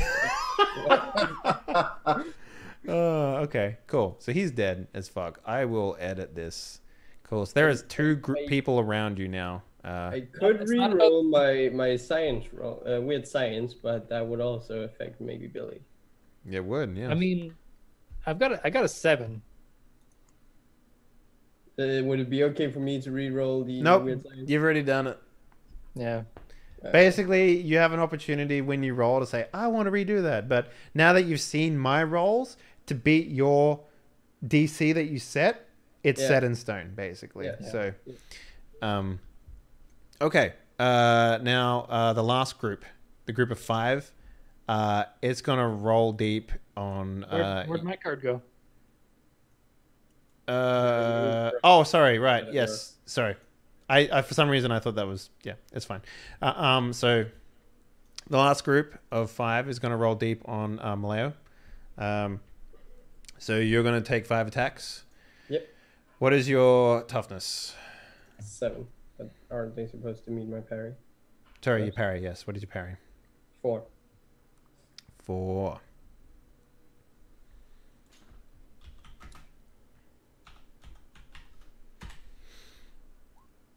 Ooh, shit. 3 hits. 3 hits and 1 is a raise.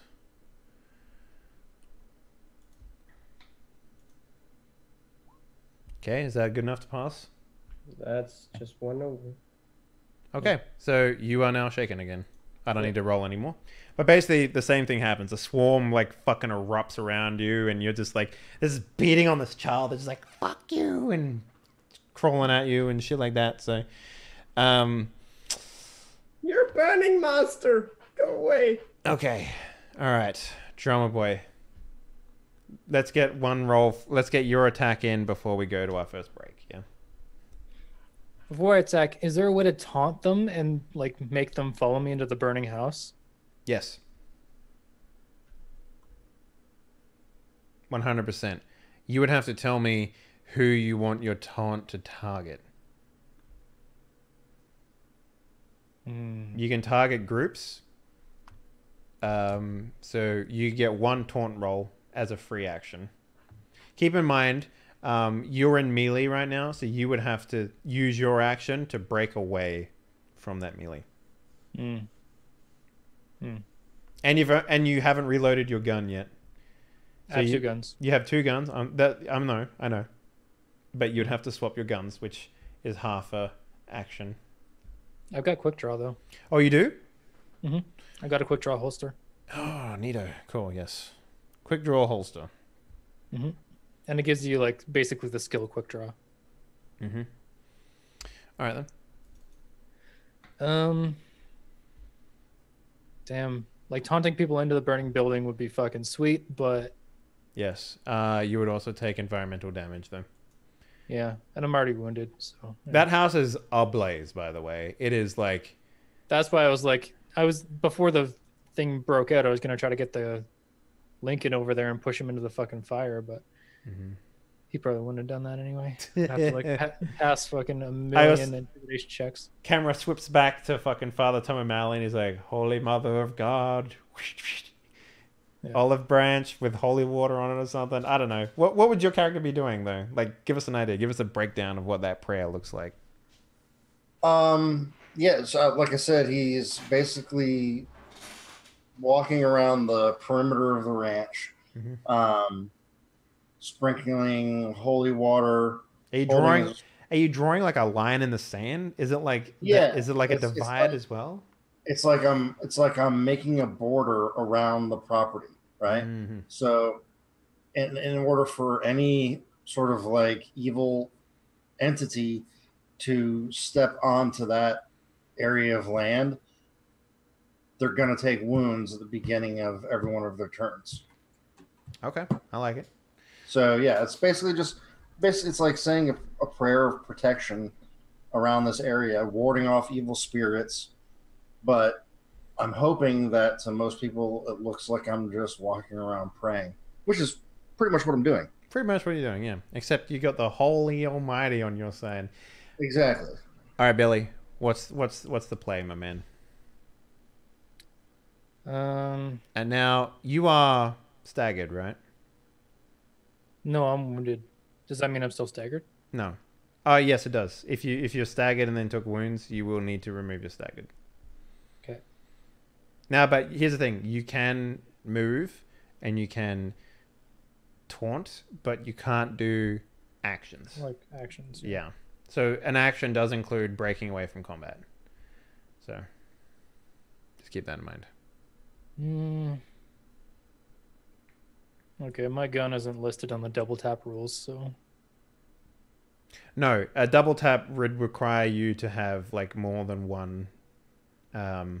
rate Well, it of says fire. such as a Colt 45 or an M1 carbine or an M16, just like a double action kind of thing. Yeah, automatic action or something like that. Cool. You either fire one bullet or you fire 6, right? That's basically how how those work. So well, I could do extras, but I'd take penalties for every action afterward. yeah, right? So you'd take a -2 to fire a second time, basically. Oh, actually, no. You would take. So the way that it works in this game, you tell me how many times you want to fire, and then or how many actions you want to do, and we just apply that blanket negative to everything that you do. So if you wanted to fire twice at 2 different targets, that's fine, but you would need to have a -2 on both. You could fan the hammer at 2 different targets and shoot 3 bullets at each one. Well, I'm still shaken, so I'd need to. Oh yeah, well, it's up to you if you. That's what I'm saying. Like, fan the hammer can go across multiple things. So, yeah. Plus, you got your speed load, which means that you can just load the same gun and keep your secondary free. Yeah, I'm just like, I want to shoot this skinless dude because he's already down. Like, he's already shaken, so if I can wound him. He's not shaken. I remember I spent a penny for that. Oh, right. Okay. So he's not shaken. So. Yeah. Fuck. So you've got 2 dudes and the skinless dude on you. So if I do an unshake roll, is that my action or is that Yes. not an action? it is your action. Fuck. It's basically like imagine yourself slapping yourself to, wake up from a stun, essentially. Yeah. All right. I'm gonna Spend a penny to make a penny. use a Benny to be unshaken. Now, how are you rolling? What are you doing? So my thought is I want to disengage and taunt. Where are you taking him? What's your taunt?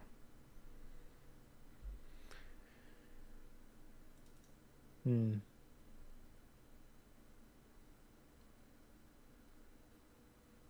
you have intimidation, so you can roll that. I do have intimidation.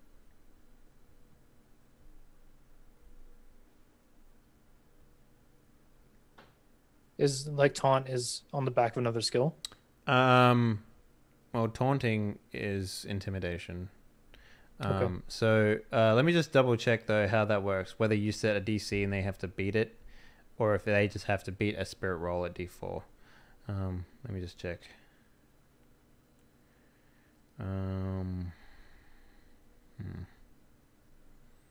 Skills.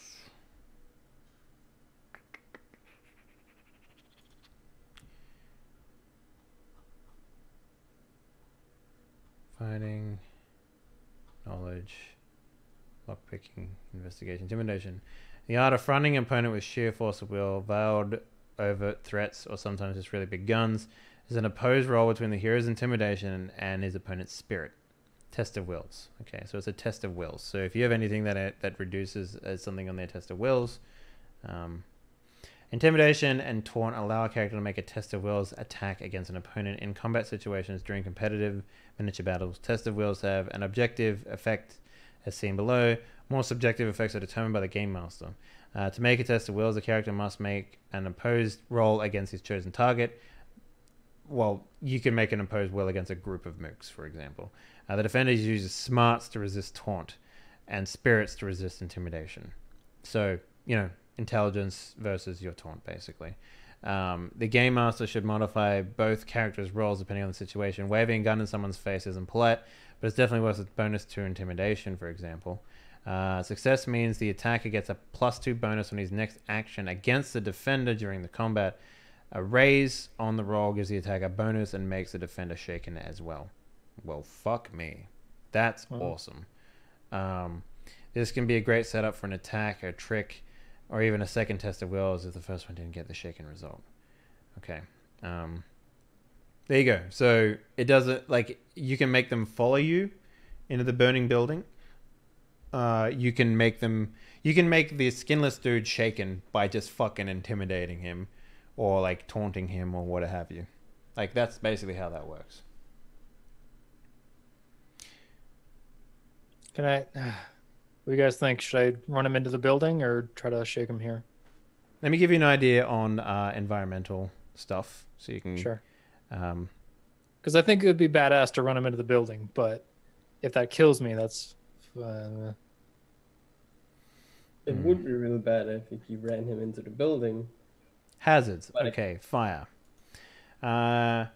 Grants impervious to puny weapons and sword slingers. Even giants impervious to puny weapons and sword slingers are often afraid of flame. Roll the damage listed below when a character is first burned at the beginning of each round until he is free of the flame. Only sealed fireproof armor adds to the character's toughness. Okay. So you wouldn't get your leather jerkin for your toughness on this. I don't have a leather or anything. So. Okay.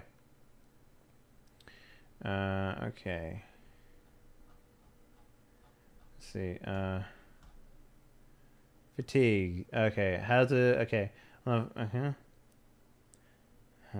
the following pages, the most common hazards and details what the character must roll. Any important modifiers one recovers after he's suffered from it. Use these hazards for mostly dramatic purposes. Quick trip through outhost for a blizzard is worth keeping track. Blah blah. Okay. All right. So let's see. Cold, disease, drowning, fire. Okay. All right. It doesn't tell me how you resist it. I think fire just hurts you. Yeah. It sounds like it just hurts you.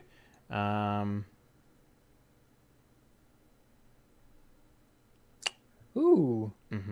And there's also smoke on inhalation as well. How like is the burning kind of falling apart? Is the building falling apart? Yeah, I would say so. I mean, the roof is kind of coming down and stuff like that, I guess. It's called, I would consider it roaring, if that makes any sense. So it's definitely a house on fire at this point. So would they be afraid of fire, would I know? Because like we were in there. It doesn't seem like they are. I'm just wondering if like running over and grabbing a flaming stick and like jabbing people with it. I mean, they've got clothing much like you do, so. Except for skinless, he doesn't have any skin. I'm assuming he's just like. No. I call him skinless because that's just the name I gave him, but essentially he is something that has skin very loosely attached to it, but he is naked. Okay. Yeah.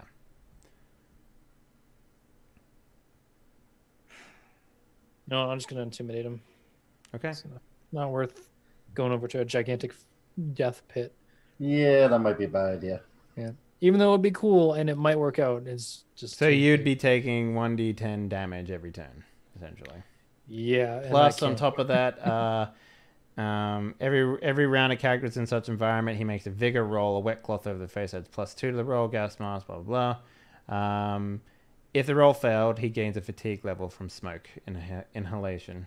Well, I guess if Billy makes it out of this, he's getting some fucking Molotov cocktails.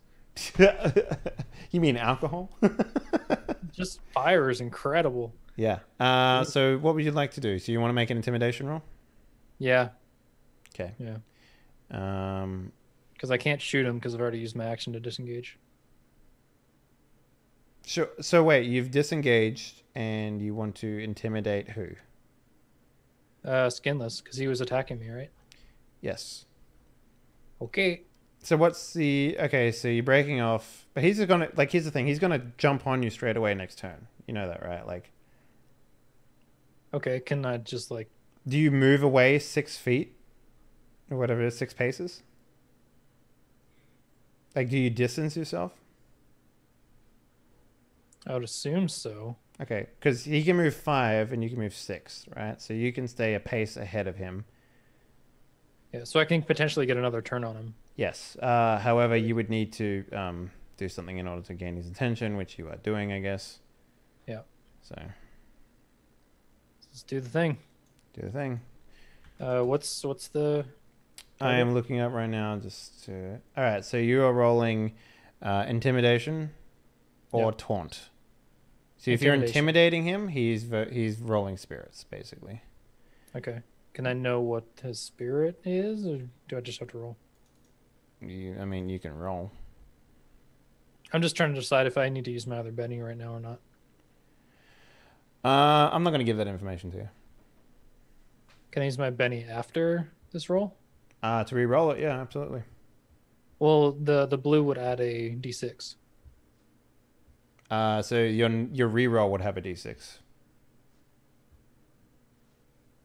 My reroll would have an extra d6. Yes. Oh.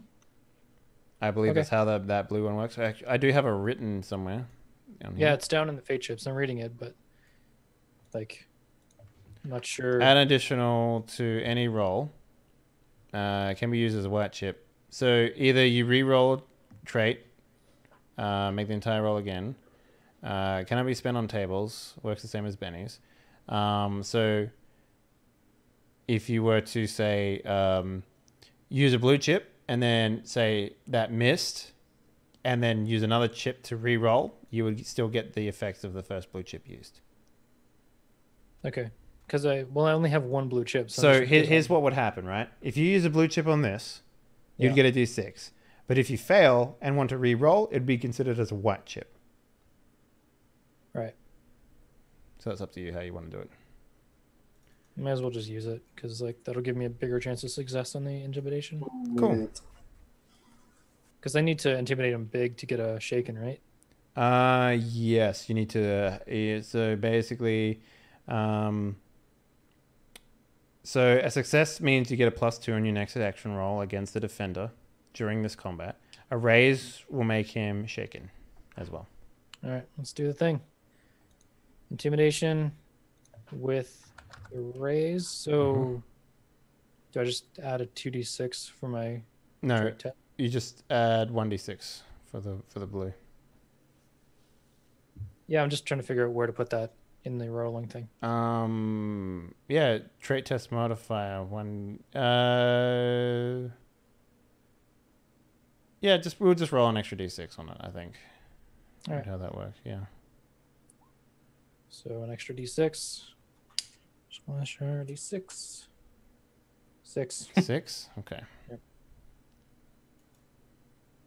Yep. He is not shaken though, but he is definitely taunted.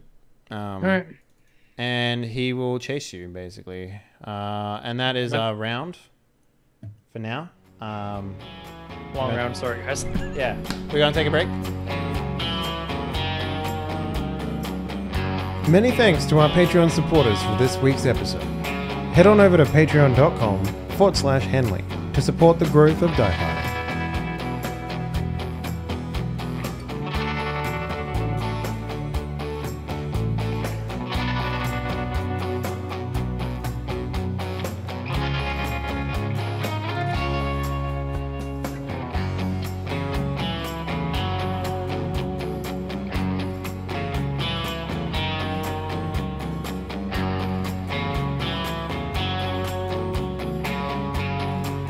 Our players are still in combat, and we need to start another round. So, ladies and gentlemen, let's roll some initiative, aka pull the cards out of the booty hole.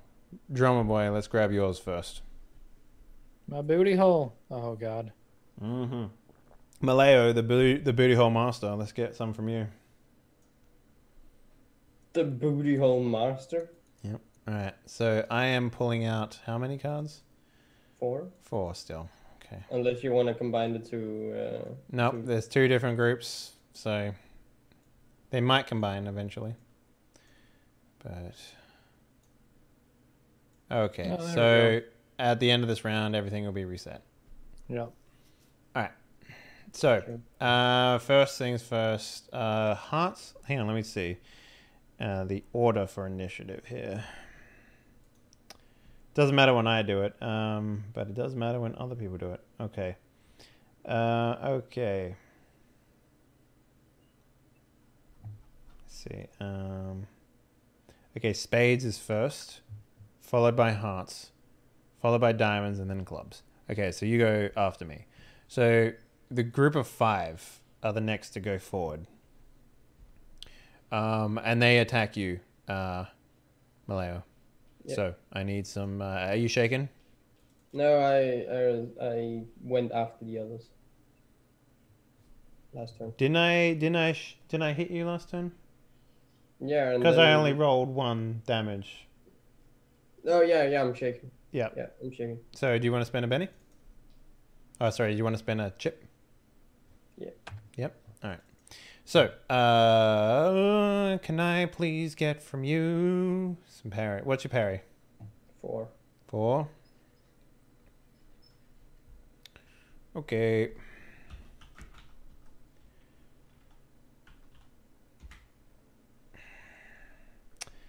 All 4 of them hit.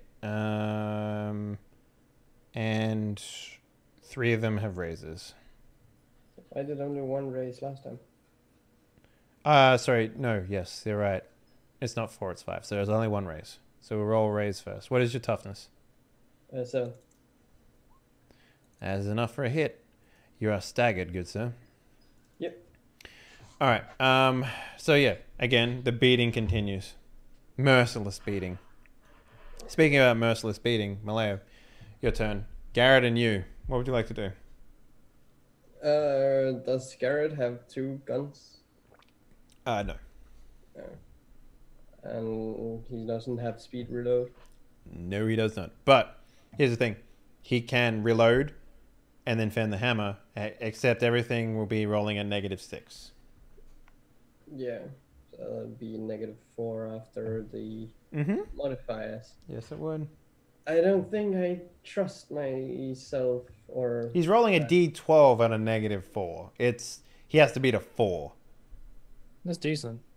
The chances of that, like he has to roll basically a 4 or higher on a d12, And and he have has the 6 wild- shots. So it's up to you whether you want that to happen or not. And you do have the wild die, so yeah, let's just do it. Let's fan the hammer again. Okay, so he's rolling -6. I will make that modification. It's -4. No. because it's a He gets a +2. You put -6 on the thing because it affects his damage as well. So yeah. Okay.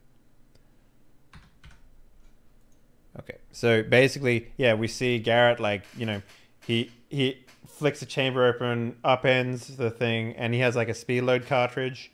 He slaps that bitch in, spins the chamber, and slaps it back in, and he's ready to go. Because that's how Westerners do that. So let's get 6 rolls. All right. So that's good. So 1 hit. 2 hit. 3 hit. So 3 hits. Of 6, not bad. So now he needs to beat a... Okay. He needs to beat a number. He didn't get any additional damage here, so... Whoa. That is definitely 1 dead. That is definitely 1 dead. 3 dead.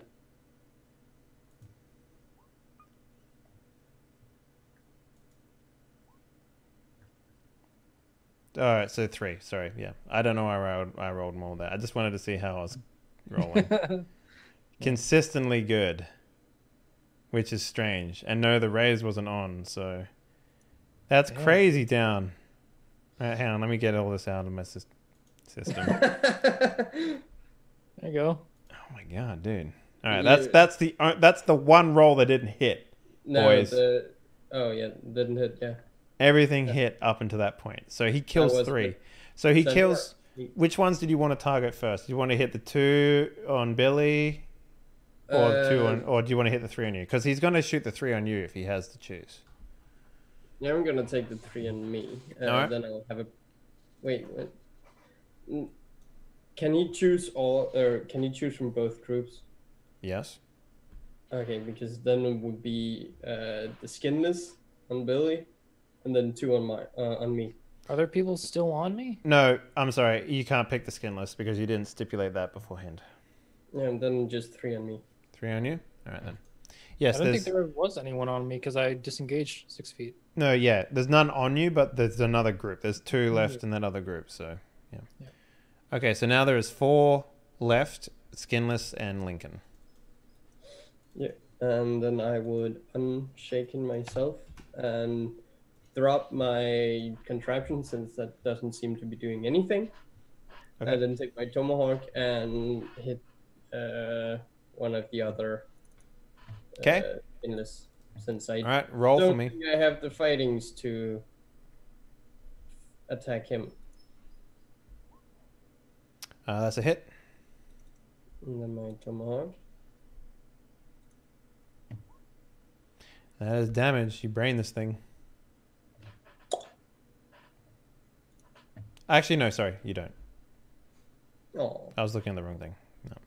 No Is good. it 10 to raise on a tomahawk? No.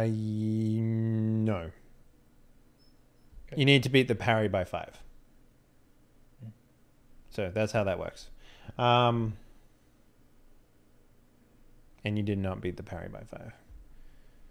So yeah. You got real close though. You basically scraped its skull or something like that, and it wasn't enough to put it down though. So, all right, and that's both of you.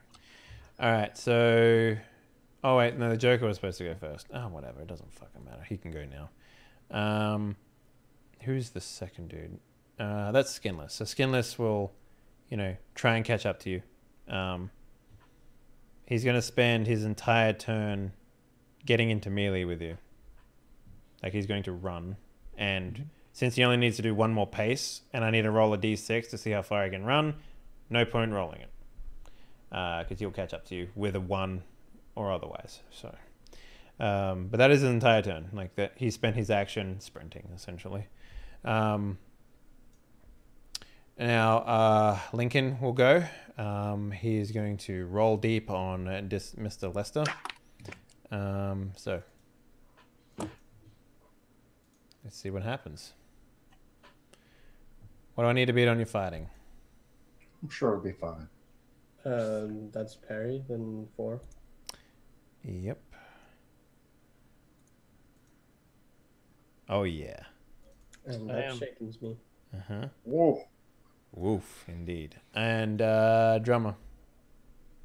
I'm going to shoot this dude with a +2. Hell yeah. Got that +2 applied. It's just, A +2 goes to your damage as well, by the way.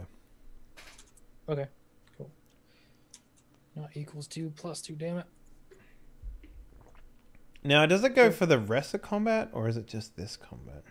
I think it's just on this. I think it's and just this round, but the wording is fucking weird sometimes. Can I just What's say it that say? the wording is weird in this game? Does it say till end of combat? That's what I'm looking up.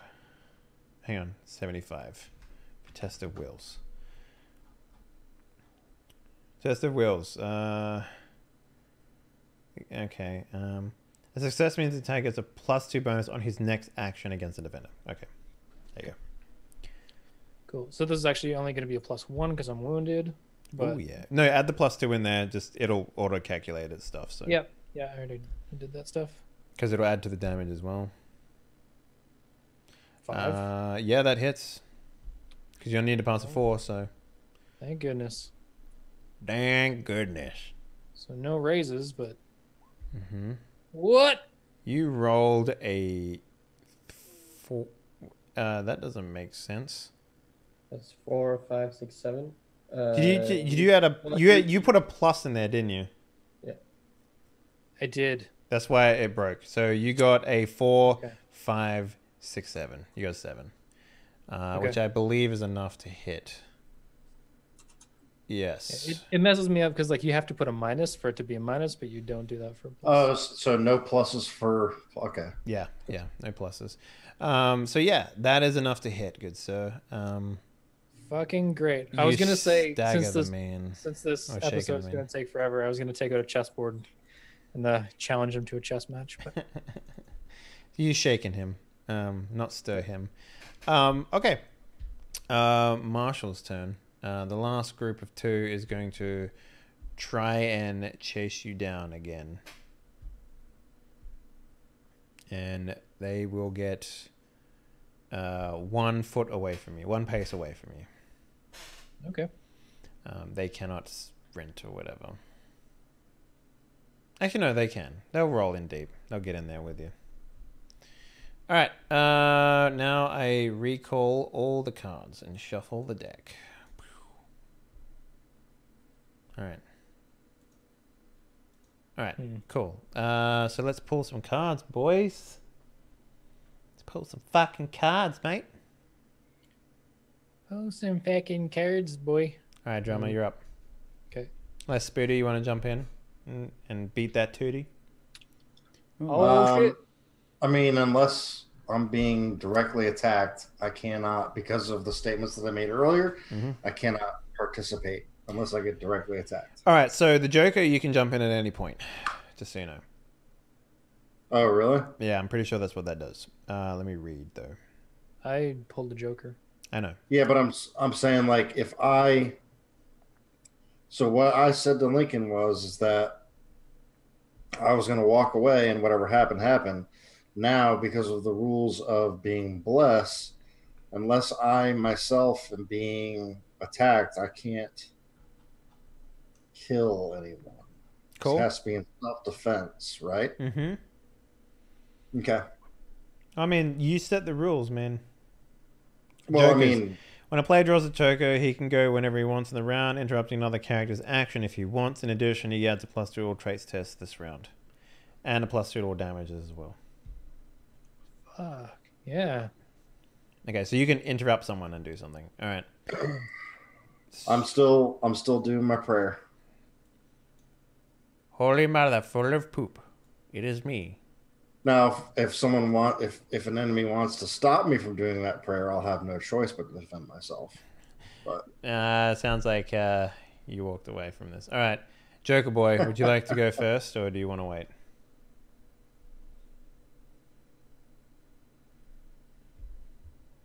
I'll go. All right. So yeah, I got a +2 on everything.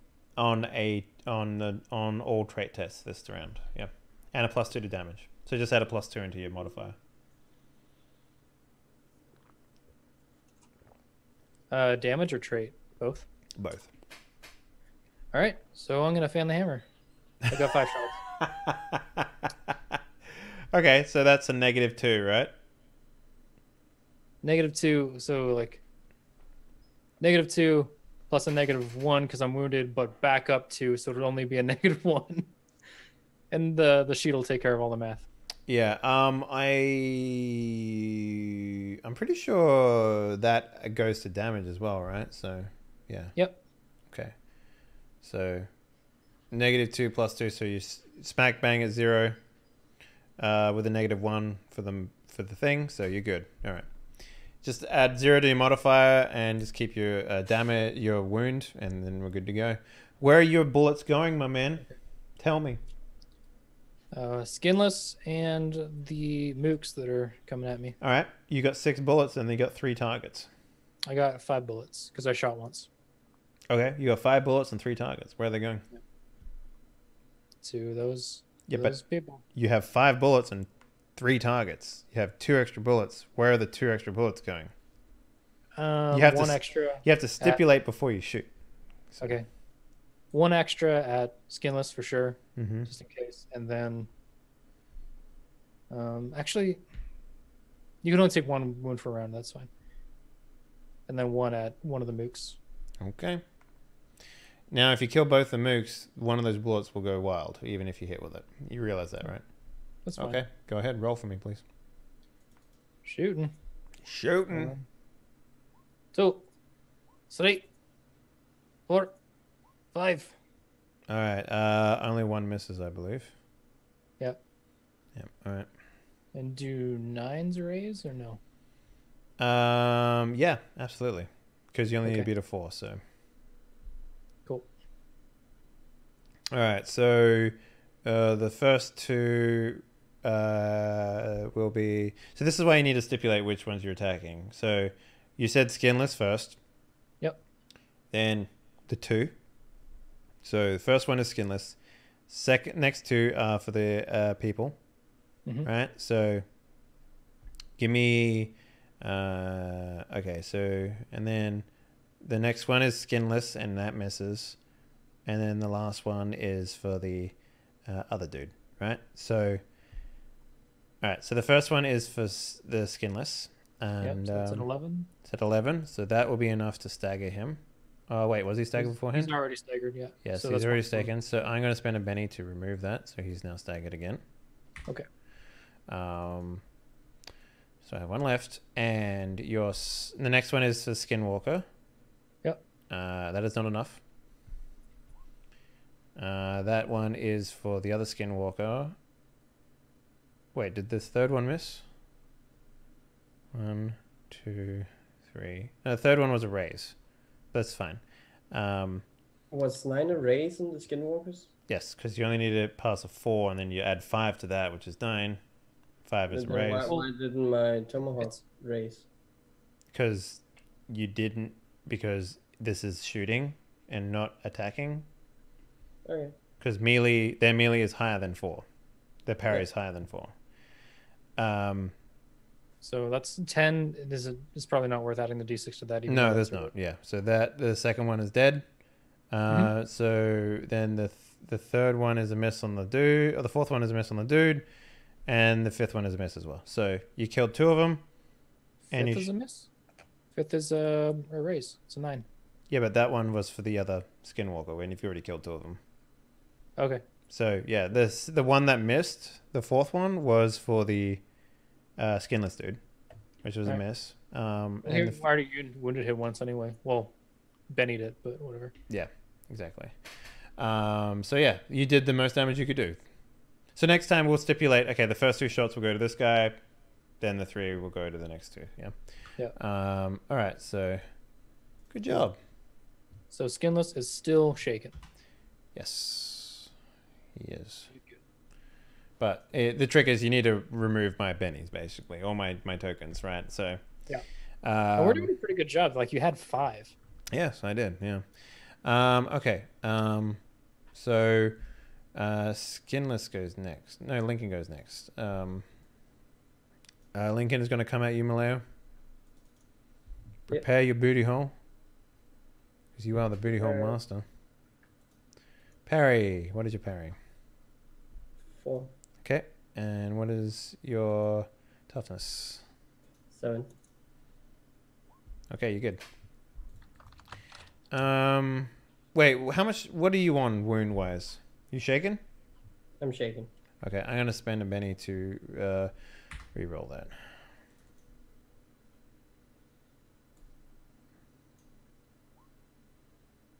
Damn. Oh wait, so hang on. Let me just, because you re-roll the entire thing, including the damage. So in case I get over, which I don't. All right, so you're good. All right.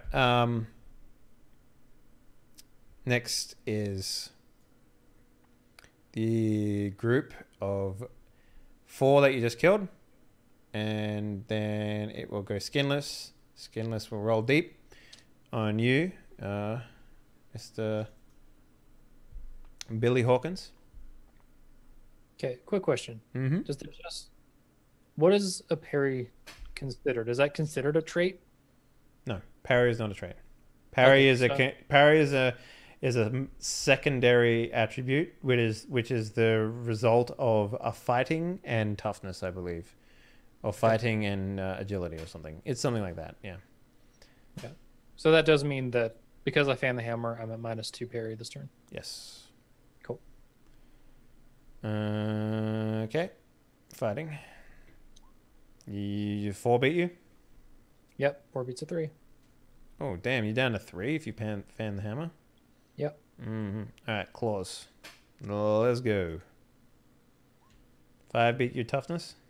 5 is my toughness is 5. So Okay, so yep. All I right. guess that's another wound then, because I'm already wounded. Oh, you're shaking again, right? Or else you wouldn't be able to do your thing. Yeah, shaking. So you're shaking. All right. And the last group is going to roll deep on Mr. Maleo. So 2 more attacks on you. Yep. So. All right. I suppose both hit. Yep. And what is your parry? And parry is 4. 4? Okay, so that is more than enough to hit you. So the first one is a raise. Do you want to see if it raises twice? If it's able to? Are you shaken? I'm shaking. All right, so you're now wounded. Yeah. And the second one, we don't need to roll, but I assume the same thing happens. All right, Maleo, your turn with Garrett. With Garrett. So why don't you give me your shaken test first? That should be enough. Yeah, you're good. So Lester snaps out of it. Like you blacked out for a microsecond, right? When I got the head, it's just, oh shit. Yeah, you know how you're down on the ropes and you're at the 7 count basically, and it's like, oh shit. But yeah. The black vignetting happening. Just You black out around the corners, yeah. Yep. So I'm what's Garrett doing? Let me just roll Lester first. Since he's just gonna try to hit. No. That's what you get to do. You don't get to do anything with Lester. If you break out of your shaken, that's your turn. Oh well, then ignore that 0. I will. Then Garrett's just gonna reload and shoot. How many was in front of me? 4? No, 2? 2 plus 1 for Lincoln. Lincoln. Yeah. So reloading gives him a -2. Yeah. And the skinless, was he shaken?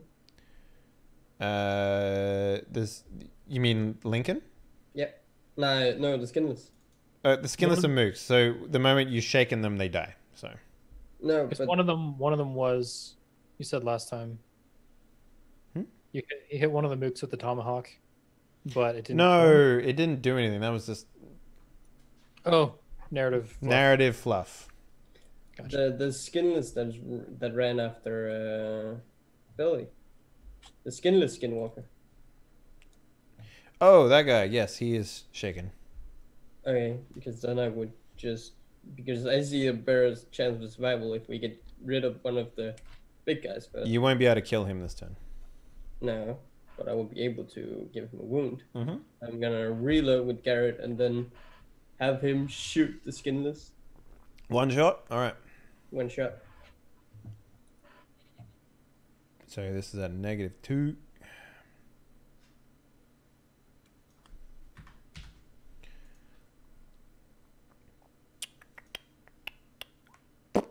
Yep, that hits.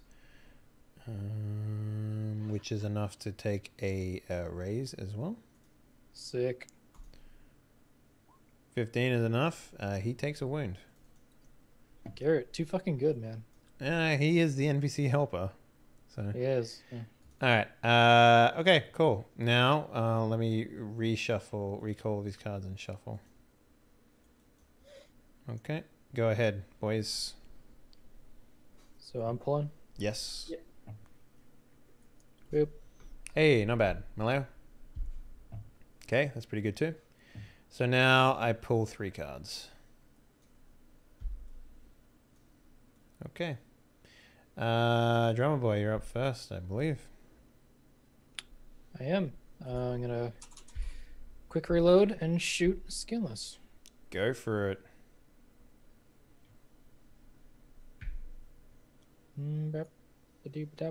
Whoop. 6. Hits. Give me some damage. Yeah. 11. That'll do it. He takes another wound. Fuck yeah. So he's just, coming towards you and you're just like, blah, blah, blah, blah, blah. Just fucking blapping that dude. All right. Cool. So that's Drummer Boy. Next is the group of 2. So the group of 2 is going to jump on you, Mr. Maleo. Yeah. So I need from you, what is your... 4. 4. Well, parry is 4. For parry. Cool. Okay, that hits. And claws. Oh, yeah. Oh. So what are you at now? 2 wounds? No, I became unshaken. Oh, yeah. Yeah, so you're shook now. I'm shaking again. You are shook to the core.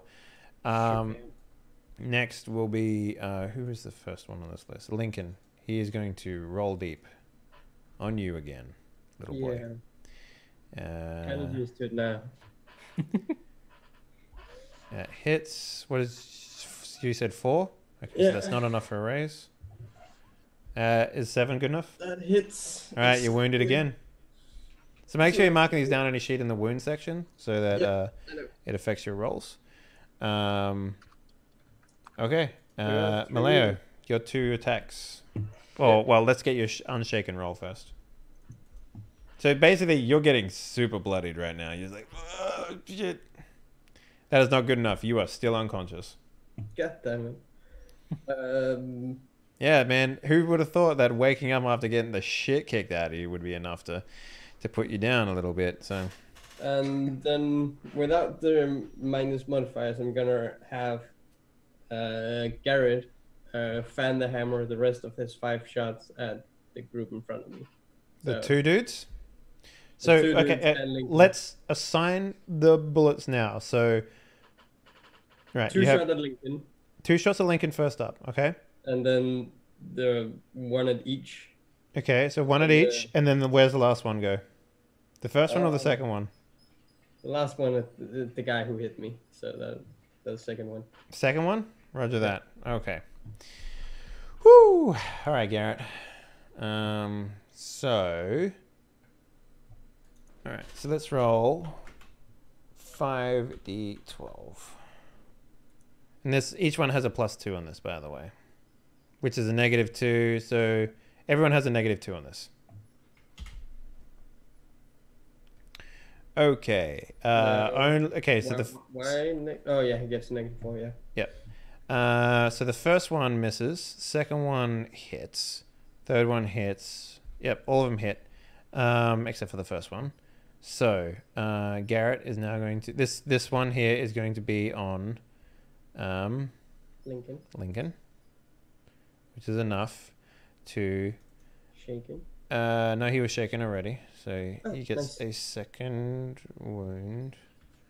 Nice. I guess he shouldn't have been out of attack, but that's fine. We'll I'll remember that next time. My bad.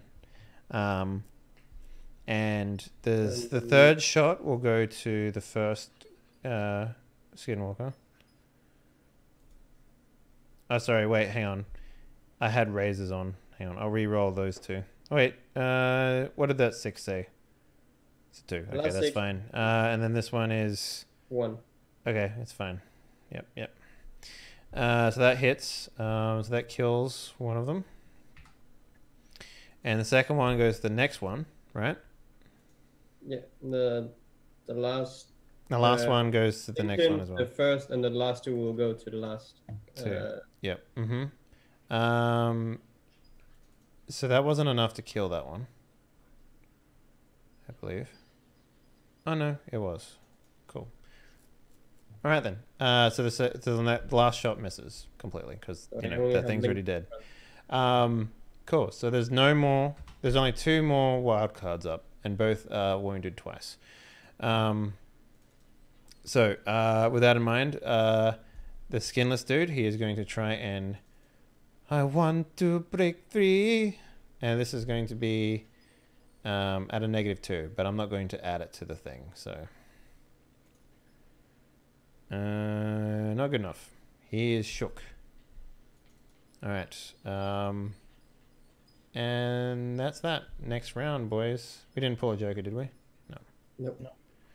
So I'm pulling. Mm-hmm. Well, One. Hey, all right. ooh. Okay. So, you guys get to go first. Hello. What's up? I'm gonna take my tomahawk and unshaken myself first of all. Mm-hmm. No good. And I'm just gonna stand in front of him and say, "Ha! You can't kill me!" You're probably on the ground. You're Yeah. probably unconscious, is what's happening. Yeah, here. getting stumped on. And Garrett. Garrett, though. Shoot that carrot. Oh yeah, I'm gonna shoot, reload and shoot Lincoln. Okay, so -2. Yeah, with Garrett. Mm-hmm. We should have gave Garrett to Spooty so he had something to do. Yeah. No, I'm good. I'm just saying my prayer. All Saying my right. prayers. Talking to God. I'm sanctifying their ground, and apparently they don't give a shit about that, so I will continue to do that. I mean, yeah. Yeah. So Garrett just fucking wheels around and is just like, not today, bitch. And Lincoln's face just fucking opens up. Blood goes fucking, viscera just goes everywhere as Lincoln falls to the ground like a hot potato. Exploded in a microwave. So imagine that for a little minute. There's that gif of the head exploding backwards. Yeah, that watermelon going off. Yeah, that thing. Okay, drummer boy. There's one dude left, and he's in front of you, and he's fucking, give me your face, sort of thing. You know, he's It's just skinless left. yeah, it's just skinless. I'm gonna look at him. He's just like, I don't imagine you talk. What do you mean? You say Like- that to him? Yeah, like guns up. I'm like, I don't imagine that you would tell us what we want to know. Fuck you. And then I shoot him. All right, try as you might. Please God. 4. Nope. Oh wait, no. Yeah, shooting. Yes. A 4 will hit. Good. Goodness gracious. Well, let's see if you beat his. Oh, I think you beat his toughness by a little bit. This is just like, if he's like, Hang on, I just want to quantify this roll. 6, 6, 6, 2, 6, 3, +1. this is basically like me kind of like laughing under my breath and like walking up and putting the barrel directly on its forehead. Just, It sort of moves around a little bit, like it slides to the left and bottom because the skin's so loose. Yeah. be like, gross. So all the while, we get this scene from Father Tom O'Malley, right? You just like, what you're saying a prayer or something like that, splashing some holy water. All the while, you just hear and like the distant roar of people and stuff like that, and then it just goes quiet. You know, it just goes quiet, All right. and that's what you hear. What do you do? I'm looking around and Like, there's no like, birds going on or nothing. Like, this place is sort of like free of like nature for the most part. Giant burning house in the background. Yeah, like you hear the roaring of embers on licking flame up and licking wood up and stuff like that. So, I think at this point I would stop my prayer because it's not providing the distraction that I had hoped. And I'm going to head back towards where they were fighting. Mhm. And I'm going to take a look around. And what do I see? Viscera, gore, bodies. Like, what do you guys do with the corpses? Like, there's a burning house next to you. I'm gonna search Lincoln. Yeah? Yeah. All right. What does searching entail for you? Going through his breast pockets, any stuff he's got on him. Okay. All right. Like, I looked down as he's doing that. I looked at Lincoln. I'm like, I warned you. I gave you a chance. it's yeah, but okay. you also We did look it. you also look over at Lester Stark, who hasn't awoken from his fucking perpetual child beating that he received. He's laying on the ground, like basically just like. Can Yeah. I? If you say that to me, I'm like, go tend to the kid. Yeah. I like the So I idea can- that Garrett is over there, just like sort of like making sure he doesn't like choke on his tongue or something like that. So I can do what is it called? Fuck. You can probably do healing, I imagine. Yeah, right? well, but there's two different kinds of healing. There's healing and then greater healing. I Okay. can't remember. There's greater healing, which is a veteran one, which will give you like I think it's like a -8 to cast that or something. And then there's healing, which is novice. So basically, it's laying on hands on a victim. It must be used within the golden hour, which is, an hour after wounds were taken, basically. Right. Greater healing is laying on a hands, That's touching he's like the victim. paralyzed. Yeah. Yeah. Or is he doesn't have Greater any, like, healing can heal permanent crippling injuries, right? So I think you just want to do healing, to be honest with you. Yeah, just healing.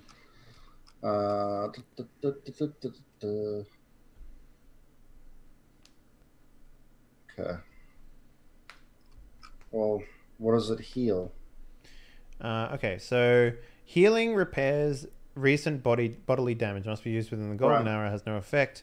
So basically, let's say you take a wound, right? Yeah.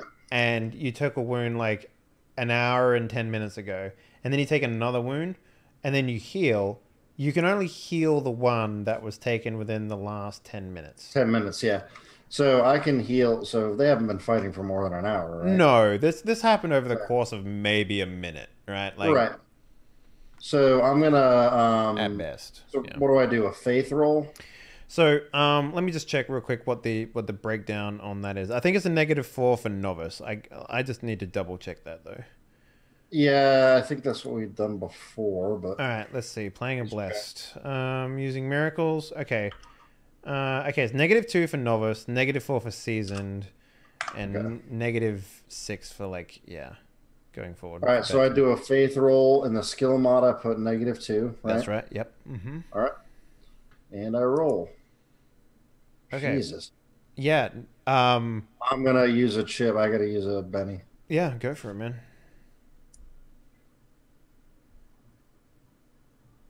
The white is just a reroll, right? That's a reroll. Yes. Mm-hmm. Okay. Wow. Wait. So hang on. You got a skill for -2 and a situational in there. Oh yeah. Why is that happening? Well, let me take a look at your sheet. What have you got done here? So you got -2 in the trait test, which is right. But it also looks like you put a -2 in the skill for something. I don't actually see that. Where is the Oh, are you injured? No. Why have you got 2 -2s there? I don't know. Where's the situational one? Where would that even get entered? Trait test modifiers on basic info. Why is it doing it twice? Hold up. Yeah, you're getting 2 -2s there. That's super weird. Trait test modifier. Oh, that's why. So I just need to. I put the trait test modifier as -2 the last time I cast it. It just kept it? That's all. Yeah. It kept it in the situation? Okay. So I'll just. Okay. So let me take my first chip back. If I can. Mm-hmm. Yeah, we just remember you have a white, so. I got it. I drew another white anyway because that's my luck. Okay. All right. So here we go for the correct time. Holy shit. Okay. I'm going to spend that chip. Mm-hmm. And roll again. Hey, there you go. Perfect. There it is. Yeah, 4 success, right? Yeah. Mm-hmm. 4 is a success. So, yeah.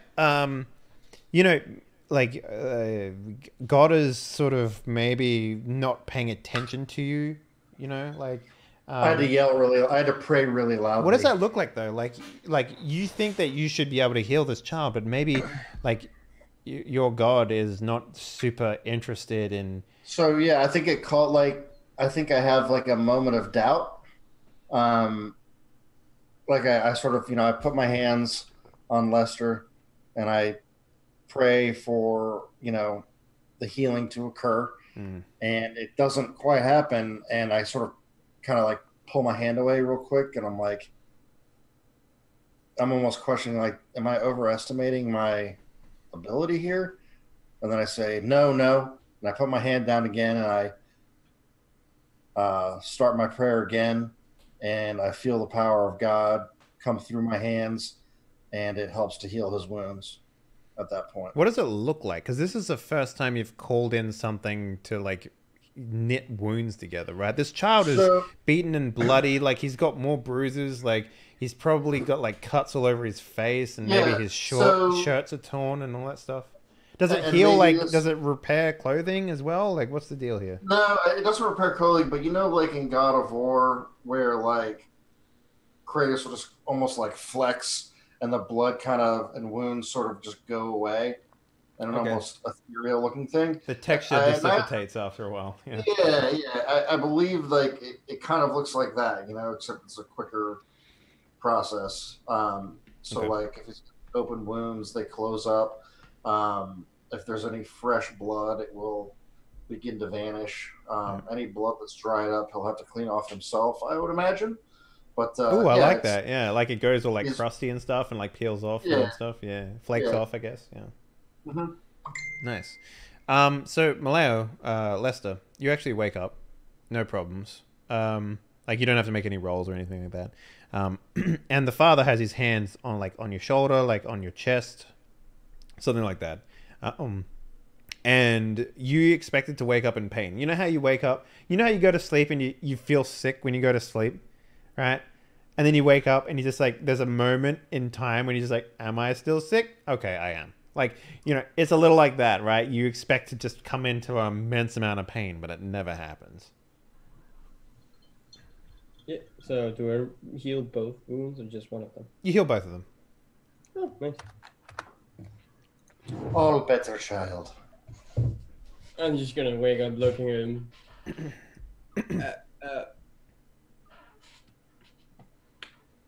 Oh, nice. Thank you, Padre. Right, so... Next time, don't get yourself in so much trouble. Yeah. I'm just gonna point at Billy. His idea.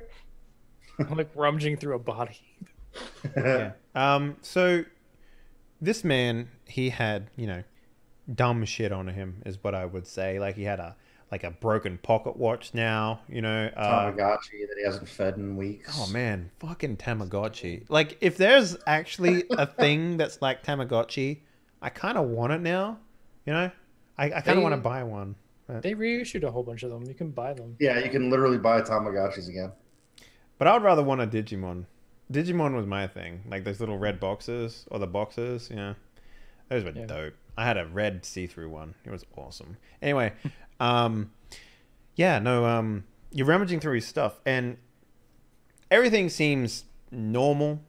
He has, you're digging through his pockets and stuff like that, and you pull all the stuff out, and he's basically got like a bunch of crap. And we're talking like loose change, an empty bullet casing, and some other shit like broken watches, that sort of stuff. So it's just loose shit that probably got broke in the combat more than anything. But strange to you is that the bullet casing feels like it was just spent. Like it feels like it was just shot out of a gun in your hand. Can I make a knowledge occult to see if I know anything about this? Yes, you can. Oh shit. Okay. All right. So, what does it look like? Like, do you like single this item out? It probably like, I'm like super sweating because I was just fighting near a fucking house fire. Yeah, that actually, you'd be like, is this just warm from the fucking burning building next to me? Like, but like, it starts to evaporate some of the sweat off my skin. And I'm just like, hot potato. It's, yeah. So you hold it up with maybe like a stick or something, right? To keep it out of your hands. And you're inspecting it. And the more you look at it, the more it's sort of like, you know how you look at something in a movie and they start to do that tunnel vision thing? You start to like zoom in and it's Yeah. like everything else becomes fuzzy. And then maybe like, I don't know, Garrett in the background's just like, so what do we do now, huh? We burying these things or what? Like, and that sort of snaps you back to reality as you look at it. And in the back, where the pin hits the back of the bullet, there is like an intricate carving that kind of looks like 2 infinity symbols put together, almost like a 4-leaf clover, kind of. So, you know, it sort of just looks almost like a, yeah, like kind of like a flower, but like with 2 infinity symbols. You can join it in the middle, sort of thing. So I'll kind of pocket it, or like I'll show Garrett, just like, does that mean anything to you? Why would that mean anything to me? Are you just taking bullets now? I mean, I know ammo is expensive, but damn, dude. I'll hold it into his palm for a second. Like, is that still super hot to him? I mean, it's not super hot. It's like warm, kind of like spent casings. And he's sort of like, oh yeah, that's weird. So like, I'll show this to the Noose people. Should figure out. It's different. It's got this weird sigil on the back. Might mean something. Yeah. I say we throw all these bodies on that fire. He sort of like he puts his pistol back in his holster and he looks at the kid and is like, time to make yourself useful, Lester. I did kill 2. Good job, kid. You can kind of rest. Actually, you don't look any worse for wear. He just had God crawling inside of his brain. He's fine. I'm like, you're coming to help us. I wasn't gonna say anything else. Padre, you wanna? Yeah, I suppose I'll help burn the dead as well. You guys start moving the bodies, and it's like, you know how everyone's at this point is probably, I mean, probably Padre, Garrett especially, definitely Billy. Maybe not so much Lester, but you're picking up these corpses to move them, and it's kind of like, imagine a sausage, but the skin wasn't tied on it, and you had to pick it up, and you're trying to hold it, and it's like slipping in your hand, sort of thing. Yeah, it's like that.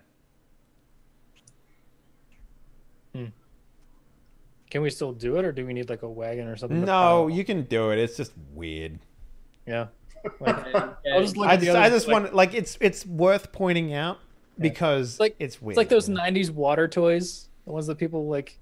Oh yeah. That you squeeze your hands. All right, so here's what I am going to do for everyone because you have killed everything and you can take the time to do things, autopsies, investigations. Anything you want to do to cover your bases as to what these things are, you can now spend the time to do it, right?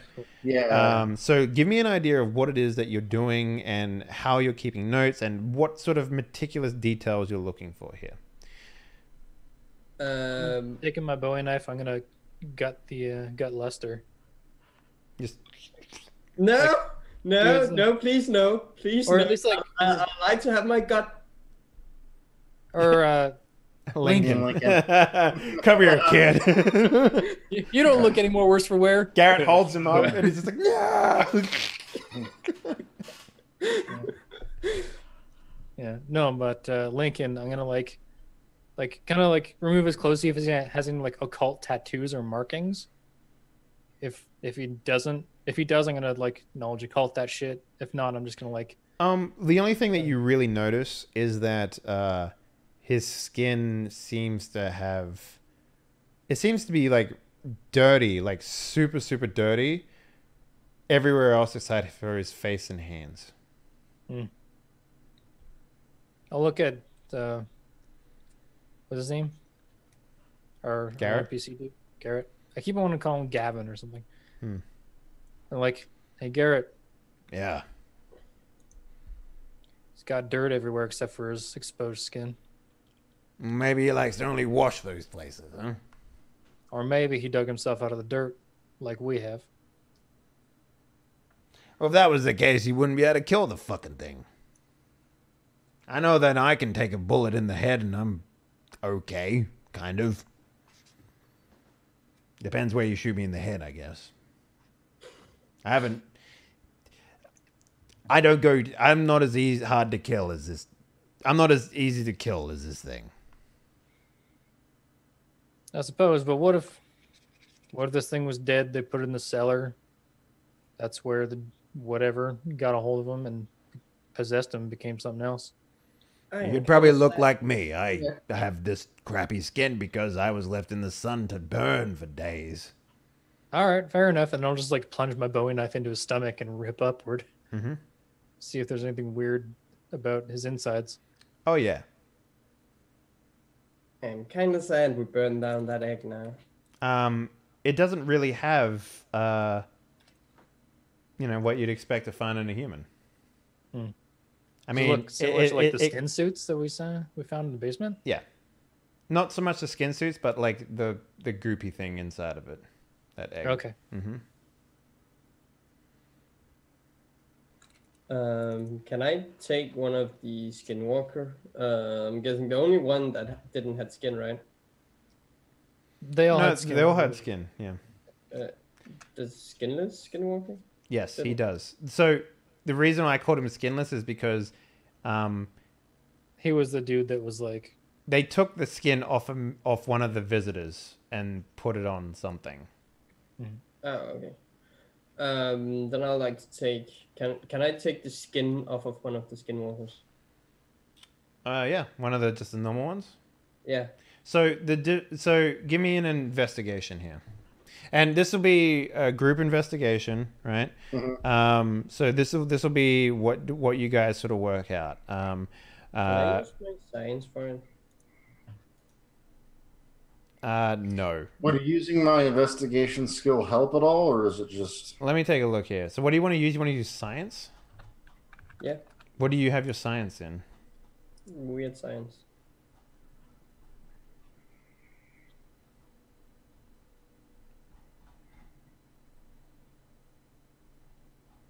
The science is my smarts. Yeah, but what is the actual? But what is the skill called? Weird science. You actually have a skill called weird science. Yeah.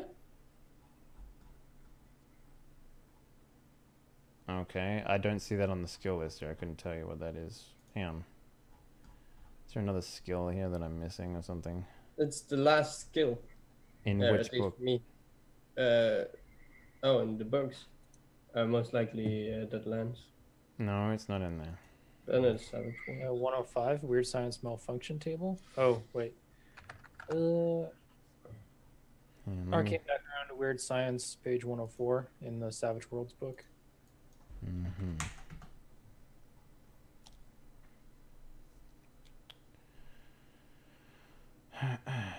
Mm-hmm.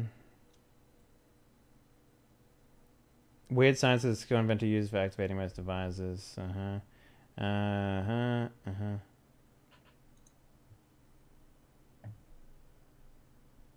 Uh-huh. Okay. So no, that is not a skill that you can use to investigate things. Right. That is a skill you use to activate your gizmos, basically. That is specifically what skill is for. So. Yeah. And then I'm just gonna roll investigation. Hang on real quickly. I just want to make sure that I have an understanding of what a group one looks like.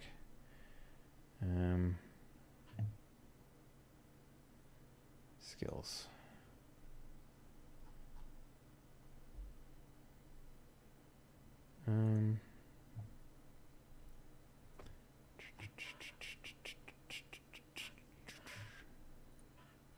I don't know how to do that.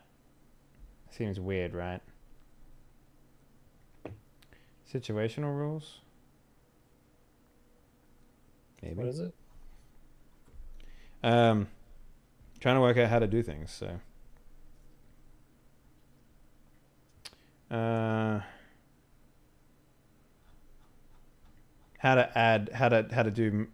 people you can help with group roles. I think the way that I would do it is cooperative roles. Other characters may assist in the acting here as usual. Okay, page 63. Cooperative roles. Okay. Okay. The lead character makes his role, adds +1 for every successes and rate. Okay. Okay.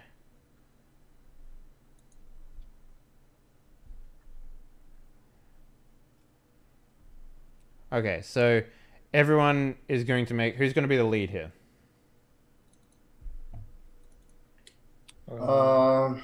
Whoever's got investigation, I guess. I mean, I have investigation. It's just a D4. I don't have it. me. I was gonna take it when we, if we got to take one. Mm-hmm. Yeah. Okay, so who's going to do it? So I have the skill, so I guess I'll take lead. Okay, so everyone who rolls, if you get a success, you get a +1, and you get a +1 for a raise as well. So I need one from Billy and I need one from Lester. If you don't have it, it's I believe it's a -2 penalty to the roll. Oh, so I get a +1 For every time they succeed. So they need a for plus. the time they succeed. Yeah. Gotcha. Mm-hmm. I'm getting rid of that trait test modifier. So yeah, let's get one from Billy and one from Lester, please. So unskilled roll. Yep, just click that unskilled button right there. Cool. 0. Lester?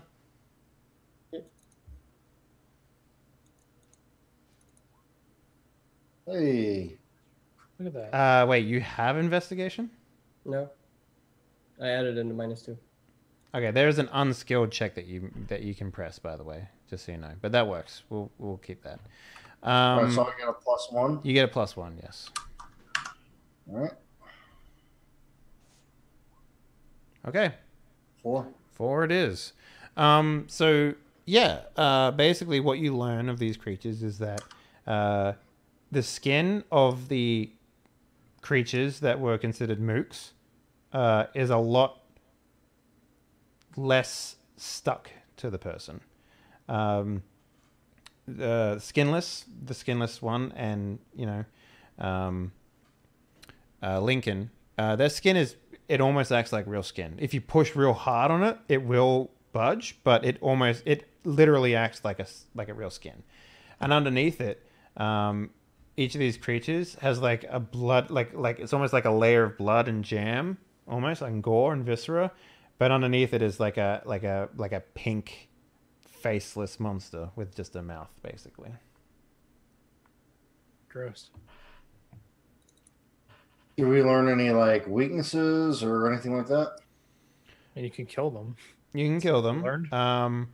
Yeah. I'll also But give you anyway. this since you passed your investigation.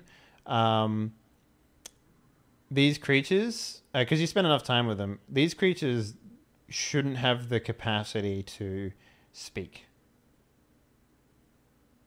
Even Lincoln?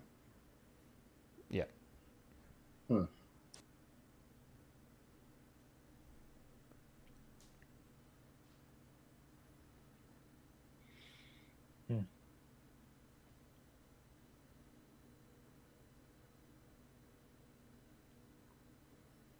So take of that what you will. But there's nothing in our investigation that would have revealed why Lincoln could talk. If you got a raise, I would tell you, but you didn't get any raises, so yeah. But yeah, that's what you know. So you know that that's the reason why. And let's redo all the information. So you know for a fact that whatever the skinless guy was, his skin was taken away, and he was willing in the process. Mm-hmm. And that's why Skinless was able to talk to you during the combat. Mm-hmm. And his skin is a lot tighter than the other ones. So if they willingly submit, then they retain the ability to talk? Mm-hmm. Okay. And that explains why Lincoln could talk as well. Yes. Okay. The other creatures had, they could mimic sounds, which is why conversations with them were weird. But they, from what you can recall, they don't retain memories, and they don't have names and all that shit, and they mimic actions and all that sort of stuff. Mary and the barkeeper were these fucking skinwalkers. Mm-hmm. That's right. So in game terms, one is a mook and one is a wild card, essentially. Yep. And the only way that wild cards are born from skinwalkers is when the skin that they took was from a willing participant. So if we learn that, it's like, why was he so willing then? Well, you say that as the camera zooms in on the empty shell bullet casing. Who knows? Yeah, maybe we should have our higher ups look at that bullet casing. All right. See if they can either we go back to them or we go to Lubbock, somewhere where we can get a message to them, and maybe we draw a picture of what it looks like and send a letter or something like that. Yeah. Let's say we go to Lubbock first, rest up, send a message to see if they want us to come back to look at it in person. If not, we'll just Can I have we'll telegraph them first, because that's faster. Yeah. And then we can go from there. Can I have to look at the bullet case? Maybe I can see what makes it tick. I mean, it's a bullet casing. There is no mechanical parts to it whatsoever. It's like, is it still warm? Like, is it an unnaturally warm after I? Yeah, that's what I'm saying. It feels like it's just been shot out of a gun, basically. Yeah. Okay. So it just stays that warm. Yep, just stays that warm. And it just has the occult symbol on the bottom, like the two crisscrossing infinity symbols. That's right. And there were nothing at the ranch itself? Well, the ranch is on. The ranch is on fire, so maybe, who knows? Does a piece of paper float down from the top floor with a symbol on it explaining everything I need to know? Dear diary, I hope that the good guys don't read this. Yeah. For bad guys' eyes only. There wasn't anything weird with the ranch itself. It was just a normal house. Yeah, I mean, there's no horses here or anything like that. There weren't any signs on the house itself. I mean, it's on fire, so yeah, hard to tell. It might have been. But you boys want to wait around until the house is all done? Or scope out the town a little bit to see if we can piece together what happened? I like to wait to see whether or not the egg thing down below is still there. And we should see if Minerva. See if Minerva has alcohol poisoning yet. Yeah. So let's go back to the town and see if we can pulse anything together from that, and then head out to. It's getting pretty late. Are you guys camping in town? Do you walk outside of town, set up camp? Like, what do you do? Probably. Well, I mean, there's probably or there's probably a room in the saloon or something. Yeah. Right. Absolutely. Yeah. But who do we pay to rent the room? No one. It's free. The bartender's dead in a pile of goop. I'm assuming the entire town is dead now. Yeah, pretty much. It's a ghost town now. Literally. Bless the town, so there's no ghosts around. So you guys make your way back to the saloon, yeah? Yep. With the intent on shacking up there at night? Mm-hmm. I assume you feed the horses, water the horses, that sort of stuff. The moment you get back in there, Minerva is like, she was topless last time, but she's found clothing now. There was probably like something here. And, she's just sort of like on the bar, just sort of like passed out, just like with a bottle of whiskey in her hand. She's like, as you guys come in. I'll just go to the nearest watering hole and like, I'm still wounded, so I've got like blood and shit on me to clean off. Mm-hmm. That's probably like the first time that the audience in the show like sees the the chest wound that I have from my curse. or Yeah. whatever it is. It's kind of gross, you know. It's always kind of gross though. You clean it every night, it's still kind of gross. And you know, as you take off your shirt and you start cleaning it, Garrett sort of looks over you and he's like, "So, where did you get it?" I was in a duel, woke up underground with this, dug my way out.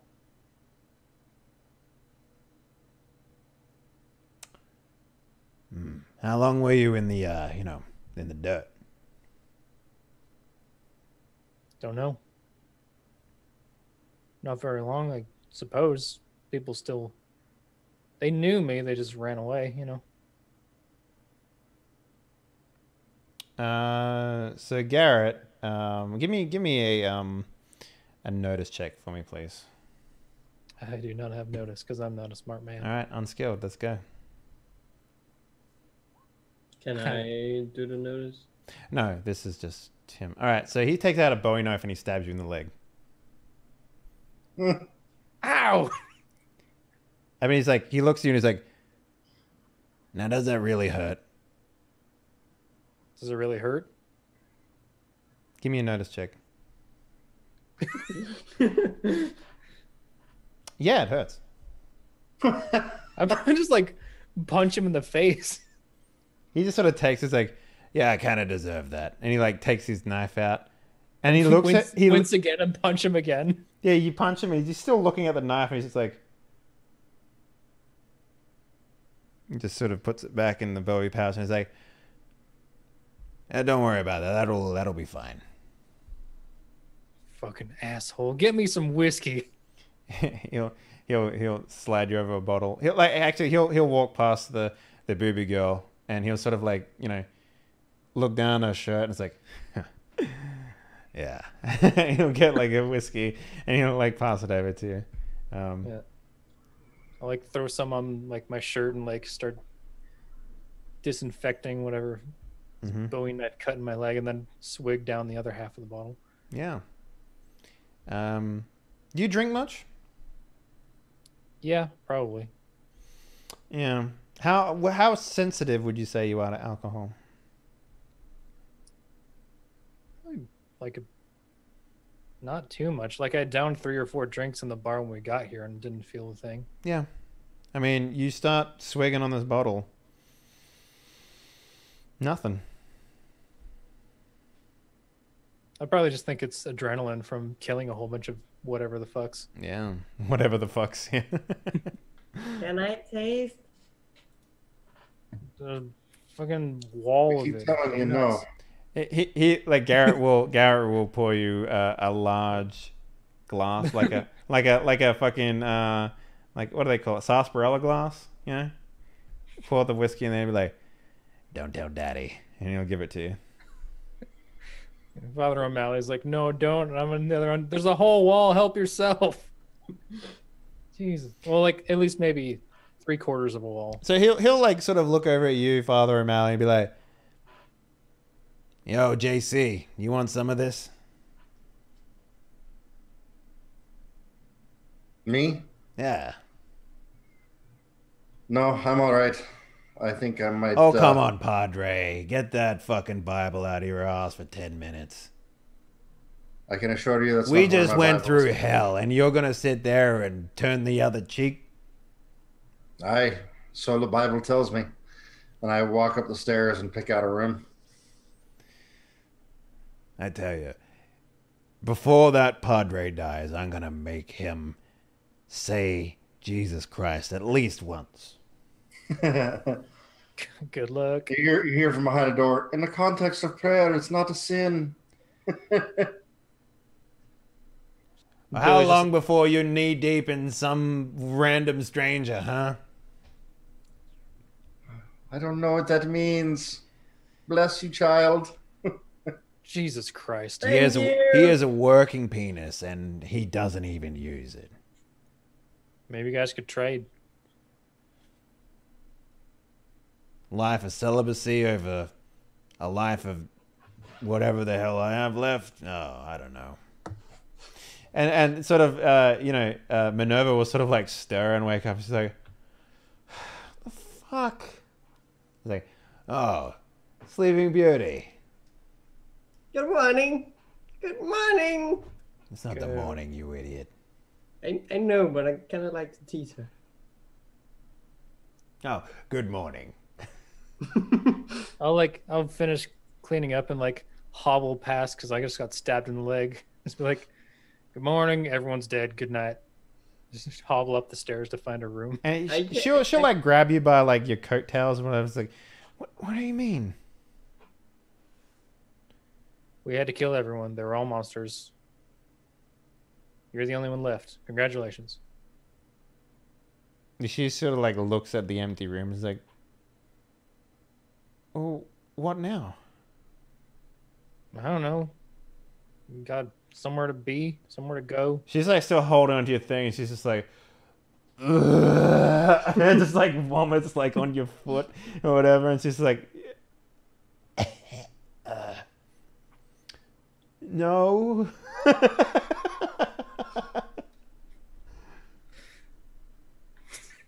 I'll just like shake her loose grip off of my hand and just go upstairs. Yeah. Billy, I could probably look at your leg if you don't want to humble all the way up. Just patch it up. In the morning, I'm just gonna go to bed with a seeping wound. So she's gonna turn to Garrett and she'd be like, I don't want to drink alone. And Garrett's like, all right. I'm in. Kid, go to bed. Okay. That's where like the jumping freeze frame happens. Yeah. Okay. So, Garrett and Minerva will chat away the night. Chat away the night. I mean, he doesn't have a working penis, so you know. Oh, yeah, okay. Yeah, working hand. Maybe I could train him to become a priest. Oh, good luck with that, Padre. Who has the bullet? I do. Okay.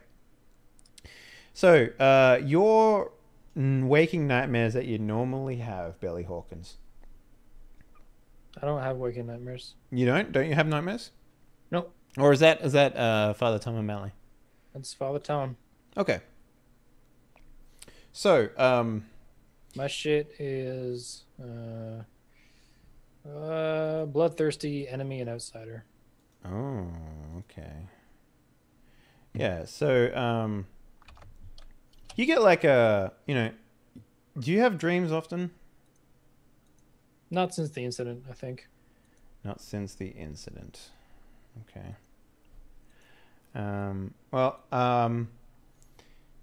Okay. So one second.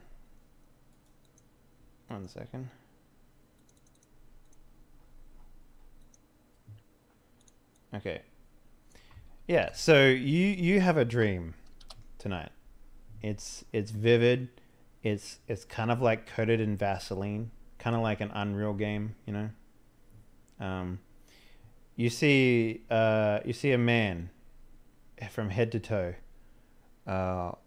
walk into a town, covered in shadow. You see him standing on the edge of a pier looking at a ferry as it chugs along a river. He pulls out a revolver and opens up the cartridge, the chamber. Inside the chamber, he looks down. You see one bullet is missing from his revolver. He takes another one out and he throws it into the river. You hear a bloop. He turns around and then he sort of like looks at you, and then like So I'm it, like it, actually there. yeah. Well, no, in your waking dream you are, Yeah. and it freeze frames, right? And then like kind of like, like a yin and yang. Mhm. Okay, so like the black part of the yin and yang, sort of looking thing, like a like a kind of like a ghosty thing, like reaches up, puts his hands over the shoulders of this now frozen in time like Cloaked Wanderer, and he looks over at him, looks at his face up and down, then he looks at you and he's like, "Oh shit!" He's like, "Well, look at this thing. Have you seen it before?" And he like sort of waves his like ghost black hand in front of this even darker, shrouded and cloaked man who has like these purple eyes, and it's like, "You think this shit's important?" And then you wake up.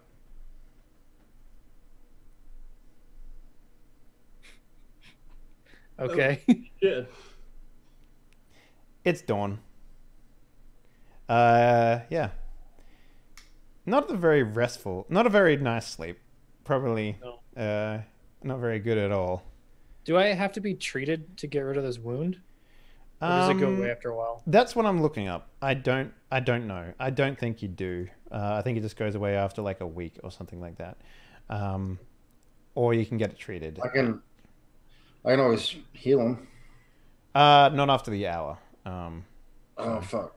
Yeah. Yeah. Let me just take a look here. But yeah, that's what happens. So what do? You come down to breakfast. Both Garrett and Minerva are sort of lying there.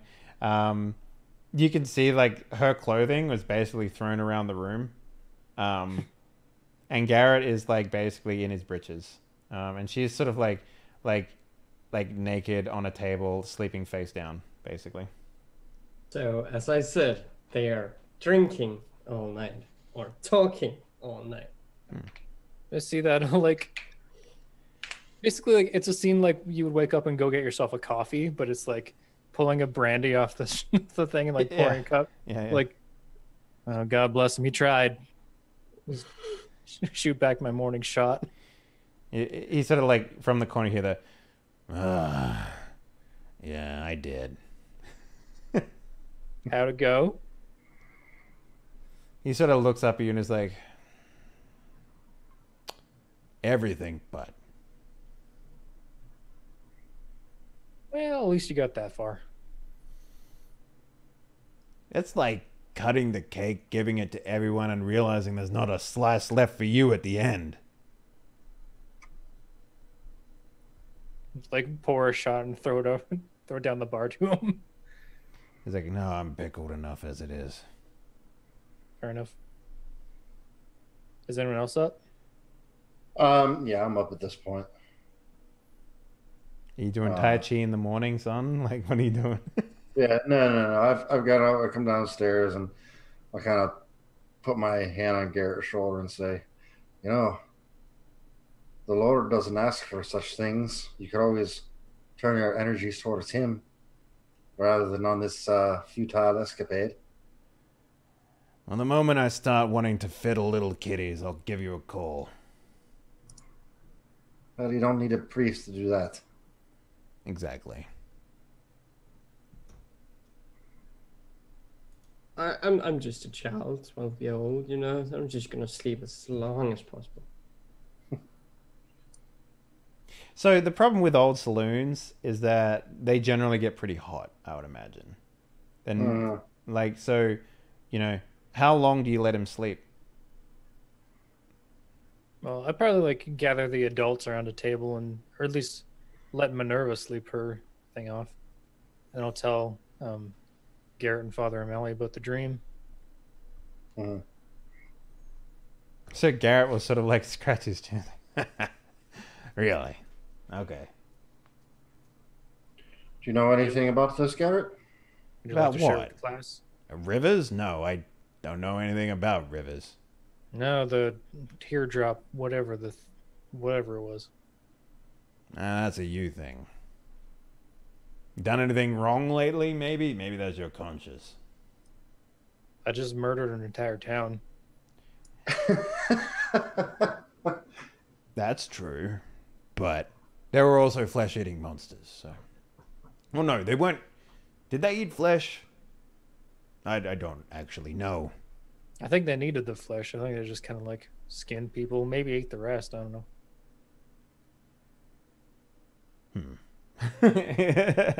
Garrett sort of like sits down by himself. He's like, I have to think on that. So, well, let's think about this a little bit. You saw the cloaked guy, right? And you said something about him taking bullets out. So I got a bullet, and I like fished the bullet out of my pocket. Did his bullets have the same marking that mine did? Yes. Yeah, just like basically one of these. Took it out of the gun, threw it in the river. So why the fuck are you getting dreams about it? Like, why would he be telling you this? I think it's this thing, to be honest. And I like hold up the bullet. Oh, lovely. Ominous. Yeah. Well, I'm not much of a smart person, Padre, but you want to do some hoobie-jeebie on that? Maybe get the maybe take the devil out of it. I don't know. I think we need to let our bosses know what we found here. They may have some insight. What does the big boy upstairs think about that? Well, he can't concern himself with everything that goes on this earthly plane. How convenient. Sometimes we need to turn to each other for help and knowledge. He like turns to Minerva and shakes her awake and is like, "Hey, Murphy." Yeah. Minerva will sort of wake up and scratch her eyes and then My pet name's adorable. look around and see that everyone's here, and then she just like cover up and she's like, "Fucking hell! How long have you guys been here?" And she like go and like put clothing on. It's like, so, are you gonna follow us to hell, or like, what's the deal here? And he's like, "No, I'm going home." Where's you home? have a home. That's good. Amarillo. It's a long way to go, but well, that's where we're from. Well, we're going to, what is it? Leadback? Lubbock?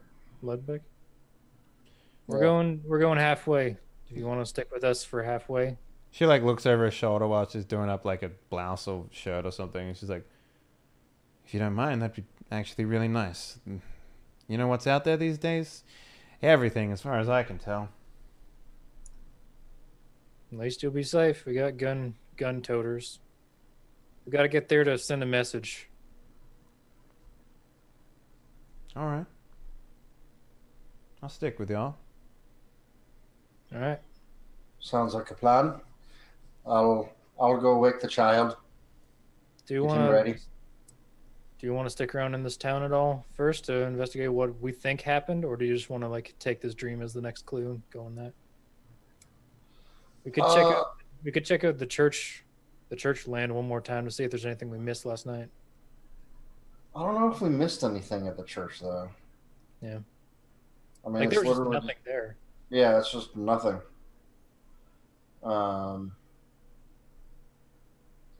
Yeah, I think we should. I think we should head towards Lubbock, message in what we found, see if we can get some more information about things from home base. They're in Dallas, right? Are they in Dallas? Yeah, Dallas is the home base. Yeah, see if we can get any more information from them. Tell them, I think it's important to tell them about the dream. And there is, if we need to get, the good thing about going to Lubbock is that it's on a major railway. So if we need to go anywhere from there, we can always take a train, which would get us there faster. The Dixie. Yeah. Yeah. What's the green line, by the way? Yeah, what is that? Is that just a road? That's The green line is the Texas Trail. Texas Trail. Mm-hmm. Yeah. Because we need to go where there's water or like a waterfront. Mm-hmm.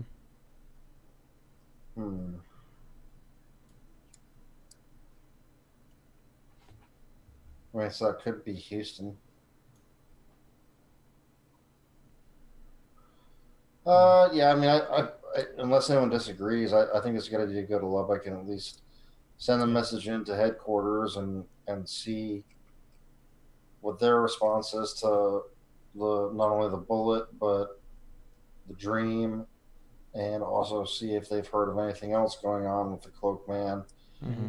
Oh, we have the next lead on the Cloaked Man anyway, so we should tell them about that. Yeah, exactly. All right. I'm gonna walk up to a hill. If there's a hill overlooking the ranch, I just want to see if the house is completely gone or not. I mean, it's smoking. Could be Okay. smoking for a while. There's Cool. a lot of wood in those old houses, so. As long as there's no like weird, if there's any like movement down there, probably not. Oh yeah, no, you don't really spot anything like that. Alright. Maybe a couple. Before- Actually, there wouldn't even be any like prairie dogs or nothing like that. So yeah. Can I, before we leave, can I go and investigate the house? You want to go into the house while it's kind of still. No, just see if I can get into it without getting too close or it will hurt. But get into it to see if there is anything that didn't burn. It would take you a good long while to like salvage or rummel through like a burnt building. It's not like you walk up to the thing and dust it off and be like, here it is. It's a matter of time. So Press E to collect evidence. exactly. Like, is there anything like specific that you want to find? Because it's going to take you like you'll probably have to spend like half a day looking through this shit. Well, then first of all, I'll ask if it was okay if we stay, so I could search the house for. I would any rather clues. leave. You know, that's just me. Just want to put that out there. This place sucks. Yeah. Yeah, I agree. The only reason I would stay and look at the house is to see if that thing in the basement was gone or not. That is also what I was trying to do while searching for other stuff. We Tell can you go what. down, look at that, and then see, and then go. It doesn't. How long Yeah. does it take a thing to get from lead back to Dallas? The Dixie Railways, 2 squares in a day. Horseback, 1 square in a day. Alright, Otherwise, so let's go. it's going to be like... Otherwise, I'm going to spend way too much time with you guys. Like, well, technically, you can only go 40 miles, and that's half a square. So, Yeah. So wait, a horse is faster than a train? actually, no. Sorry. You can do 2 squares in 1 day, is what I'm saying, on the Dixie Railway. Okay. Gotcha. And it's going to take... Sorry, it is 2 days for 1 square. So you're 2 days ride outside of Lubbock. So I think we should go to Ludwig, do the stuff that we need to do. If we want to come back here and investigate the nest or whatever, then we can come back then, and that way we can leave Minerva to her devices. So it's 2 squares. It's 1 square in a day for the Dixie Rails, and it's half a square in a day for horseback. Yeah. So it'll take. I'll say that if I know that it's like it's going to take 4 days. 4 days for them. 2 days to get our message to them, and then 2 days to get it back. Well, get an answer. To us. You know, But we telegrams is like instant, right? You know, it's Yeah, telegraph is pretty much instant. Telegram is still like a message. Oh, telegraph like electronic. yeah, like Morse code. Yeah. Oh, I was thinking like a paper that would have to go to a train. That's a Pony Express. That's different. Yeah. Yeah. So we could get our answer from there and see what's up. Yeah. If we go to town, I'd like to search the books to see if I can find anything matching the Thank- Same. I need to search out the symbol. Mm-hmm. Okay. So you guys want to Andre, head? there's probably a church there. You can rest up and do all your whatever you do, your voodoo that you do. Whatever you do, who do that voodoo, bitch? Get your PowerPoints back. He doesn't use PowerPoints at all. Get some mana. Get some Ghost Rock. improve your social status with your god. It's true. I can do that. The only way I could get PowerPoint back was if I leveled Use up Ghost Rock or something. in a sense, right? You would have to obtain Ghost Rock. Okay. So yeah. So, To yeah. Ludwig then. To Ludwig. Going back to Ludwig. Is that horse us? Apparently? Yes, that is the Okay. the Cool. thing. So, real quickly, I'm just trying to find some stuff. There is an encounter table that I need to roll on and some other things. Oh, there's random encounters. Yes, there is. Okay. You guys are in the wild southwest. So do I still have my wound, or is it... Every 5 days, you can heal. You can do a vigor roll. So you can do a vigor roll right now to see if you heal. Let's do the thing. Can I help him 4? since I have healing? It doesn't matter. He's fine anyway. But yes, you can help with vigor rolls. So, okay. There's that. Let's see. I saw something in here about...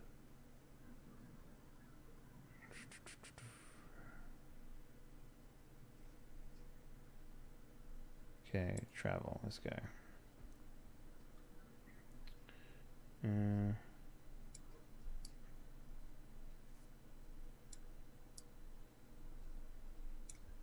Okay.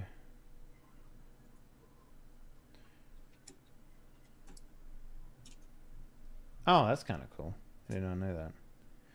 All right. So, you guys travel for half a day. Weep. Nope. That's right. It snaps until you don't snap anymore. So you're about there, yeah? It's the, I'm going to actually remove the name so you guys can just see where you are. Yeah, that's cool. So you guys have moved half a distance. You know, you're traveling on horseback. You can't like you each have like one horse, so you can't like fucking flog the shit out of them. You know, Right. unless you want to, and then your horses will die. So you know, and then it's expensive to replace them and all that sort of shit. So it's up to you how you want to do it. If you're just going at normal rate, you're going at normal rate. But yeah. We can't see the name on our screens. Only on you don't have the name shared with us. Okay, well I turned the name off. You can't see the group location. Okay, cool. Well, I turned that off anyway, so it doesn't matter. All right, so let's shuffle this deck. Okay.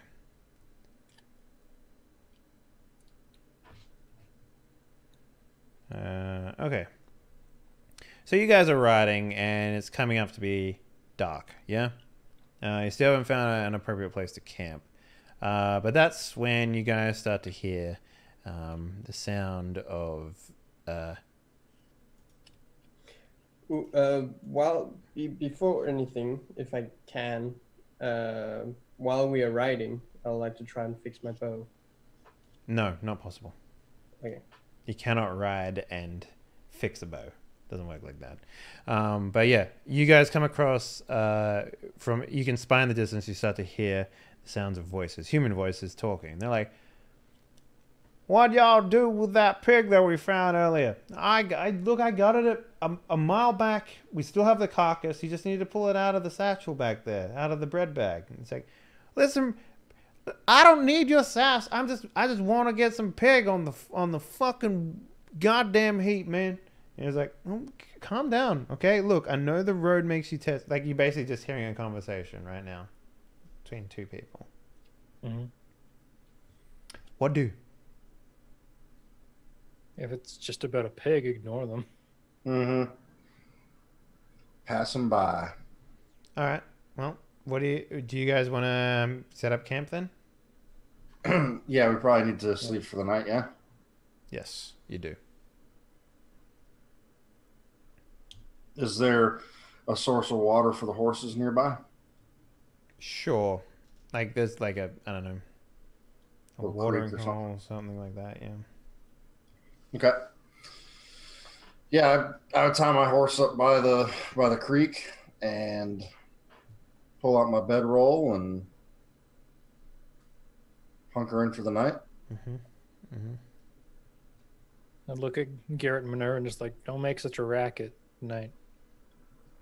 Oh, don't worry, his dick doesn't work anyway. Yeah, in case you forgot, my dick doesn't work. Won't stop Does him your from dick trying. work? I know What? I was saying, does your dick work?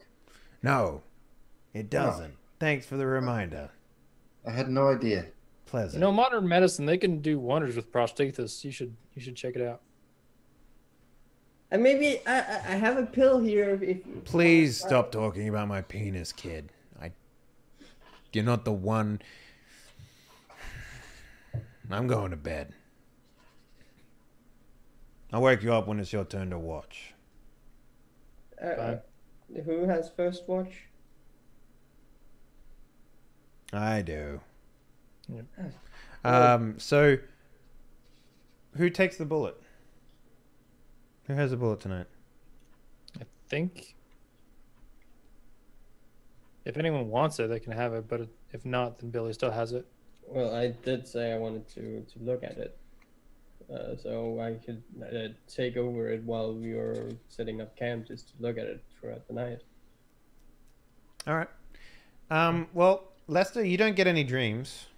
But Billy. Oh, there's a familiar face. Which one? I don't Cloak know. Man, or- You're probably sitting in a saloon, smoking. You know, gentleman's club, that sort of thing. There's music playing, but there's no one playing at the piano, and you're just sitting there having a cigar by yourself. When a cowboy, like cartoon fucking cowboy, I might add, like, you know, walks in like, "Howdy, Patney," and it's basically just the yin and yang symbol, like in like a trench coat, basically, and he's like, "Y'all want a duel?" Can I talk this time? Sure. Like, pull really hard, just like puff really hard on the cigar. Mm-hmm. Take as much of it as I can. Just like, what are you? The name's Minnie. Y'all want a duel? Am I saying this right? Y'all want a duel? Yeah, that's exactly how Americans talk. Are you from? No, Some that was kind of him J- talking, by the way. Yeah. Yeah. Is that are you from a JRPG? Now what in what in Uncle Sam's tested ball hair are you talking about? I'll just stone him. Just like stone face. He like pulls out a finger gun. He's like, "Y'all dead, partner." And then you wake up. I think I'll wake up and just like start for a second. I'm like, oh, motherfucking stupid. Yeah, again, you wake up tired. Yeah. My hand's probably like really, really close, or even in the bed of coals. I like wake up like, "Gah." Yeah. I also like the idea that Garrett's sort of like over you and he's like, "Your turn to watch." Well, if that's the first thing I see when I wake up, I'd like go for my gun and like, or like give him like a quizzical look kind of thing. It's like I had the dumbest dream. Whatever. I don't give a fuck what you dreamed about, to be honest with you. And scene. I think that's All what right. we'll call it for tonight. All right, limp dick. Oh God, had to get that last one in there. Probably under my breath, like just like getting up, like stupid limp dick. All right. So yeah, that's a show, ladies and gentlemen. We finally got out of Wild Creek. Unbelievable. Yeah, I we can't killed believe the it. thing, even though Dave probably didn't want us to kill the thing. He wanted us to look What? around more. No, I wanted you to kill a thing. I didn't think it'd take you fucking 3 episodes to do it, but you did it. Combat is weird, man. Always takes longer than you thought. Yeah, I'd say that. I was like, how many dudes? So here's the thing: when I did these sorts of games with these like disposable bad guys, because I'm never really been a big fan of disposable bad guys. I think enemies that you fight need to be like, you know, enemies. Challenge. challenging rather than just like, I throw a wave of men at you. But if you do that, if I give you just 2 dudes, you just clean them up like that. You need fodder for guns in these sorts of games, and I'm trying to work out the best level to fit that at. So it's probably on me a little bit, but you guys handled yourself. It's fine. Well, like these guys could be hurt by guns, which is helpful. Yes, I picked them intentionally for that. So let's do some XP real quick. The group succeeded greatly, and their adventure had significant impact on the overall story. 3 XP for everyone. Yay! Does that put you at 5? Yep. Okay. So everyone gained... Hold on. I have 7. Yeah, it puts us over 5. We're at 7 now. Oh, yeah. Oh, yeah, you should have picked something, by the way, Brian. I added XP for you last time, so everyone should be at 7.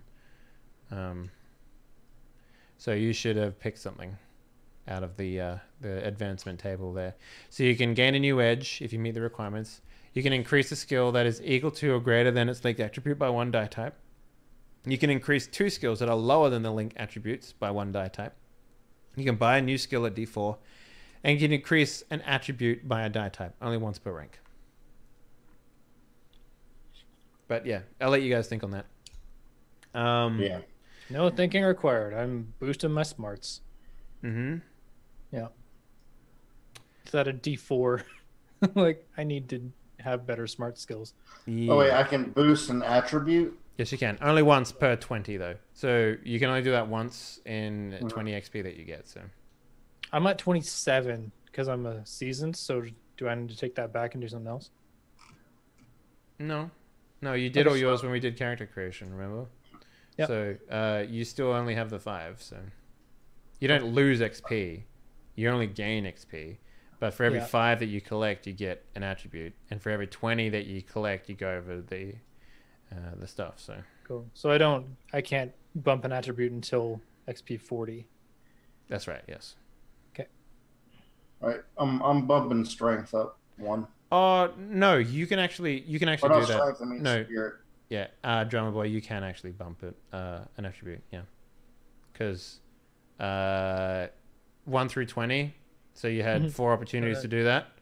And then 20 through 40. And then 20 through 40, yeah. So that's my 1 for 20 through 40. Yeah, Okay. So, yeah. But anyways, let's do some shout-outs, wrap this bitch up. Drummer Boy, where can people find you? Hey, you can find me pretty much only on Twitter right now. I'm going to get back to gaming and streaming and shit like that soon because my album is done. It came out yesterday. So if you want to check that out, it's on Spotify, iTunes, Apple. It's on a whole bunch of places. Amazon Music, Google Play. If you have Amazon Prime, you can listen to it for free. Nice. Yeah, and that's me. In two weekends, I'm going to start my playthrough of System Shock 1. So if you want to check that out on my Twitch channel, you can do that. Thanks. Nice. Speaking about shocking the system, let's go to the man who invented electricity himself, Mr. Spooty. What up, sir? How you doing? I tied a key to a kite and flew it in a storm. Nice. Isn't that how the story goes? I think you shot an apple off your son's head with a bow. Oh, that's what it was. Yeah. With a lightning bolt. That's it. Yeah. With a hammer made out of lightning bolts. Yes. So you can find me on Twitter at Sputnik_71 and on Twitch at Sputnik71. I generally stream every weekend, although this weekend I'm going to be in Georgia wine country. Nice. So I will not be streaming this weekend, but I will be drinking wine and hanging out with my lady. You going to be the sniffing type, and then are you going to be the glug glug type? I'll probably just be the glug glug type, you know? Hell yeah. It depends on how long the tour is. If the tour is a couple hours, you might want to do the spit thing for at least the first hour. Yeah. If the tour is 3 days, drink constantly. Yeah, well, and so the place that we're going, it's this little town in the mountains in Georgia, and they've made it up to look like a German mountain town. And apparently they have a huge Oktoberfest there every year, but it looks pretty cool. I've never been in this Oktoberfest for nerds because it has wine in it. Yeah, well, mostly beer. Awesome. All right, and last but not least, we have everyone's favorite child pornography star, Mr. Maleo. What up, sir? How you doing? Hello, I'm doing great. Yeah, it's fucking nut on that one for a second. You know what I'm saying? Yeah, people can see me over at twitch.tv/MalaMonkey, where I will start a new game called Hacknet. What? I think it was Hacknet. I don't know. Hacknet. Okay. Yeah. You're gonna hack a whole bunch. That, and then I'm gonna continue my Kenshi play. Sweet. Hacknut. Damn. All right, guys. Thank you very much for watching. Hopefully you enjoyed our return to form. This game has got a lot more to give. 100%. I'm super excited to delve deep into this bitch. Now that we're free of that town and you guys can sort of explore and prepare as much as you want, there's gonna be a reckoning coming. That's for sure. We currently only have 2 active Die Party games now because our other games have been cursed by the real life bug, and our players have had to pull out for, jobs and family and other assorted things. And it was actually getting really hard to get a game together for those games. So the only 2 that we have is... Bummer. Yeah, it is. It's a super bummer because like some of those games have been going on for a while now, and it's like, oh, fuck, man. Yeah, it's the summer, so it's going to be con season soon, and just fucked. Yep. So the games that we have is this one, Die Party Noose, which is Deadlands Reloaded, and on Sundays at 5 p.m. PST, which is Stars Without Number Revised, a game called Solar Ascendancy with Eric Vulgaris and those booty busters over there. So if you want to check them out, make sure you do. We'll be back pretty soon with a daily stream for more Vampire the Masquerade Bloodlines. But until then, have a good one, stay safe, and cover up them nips. They can cut glass.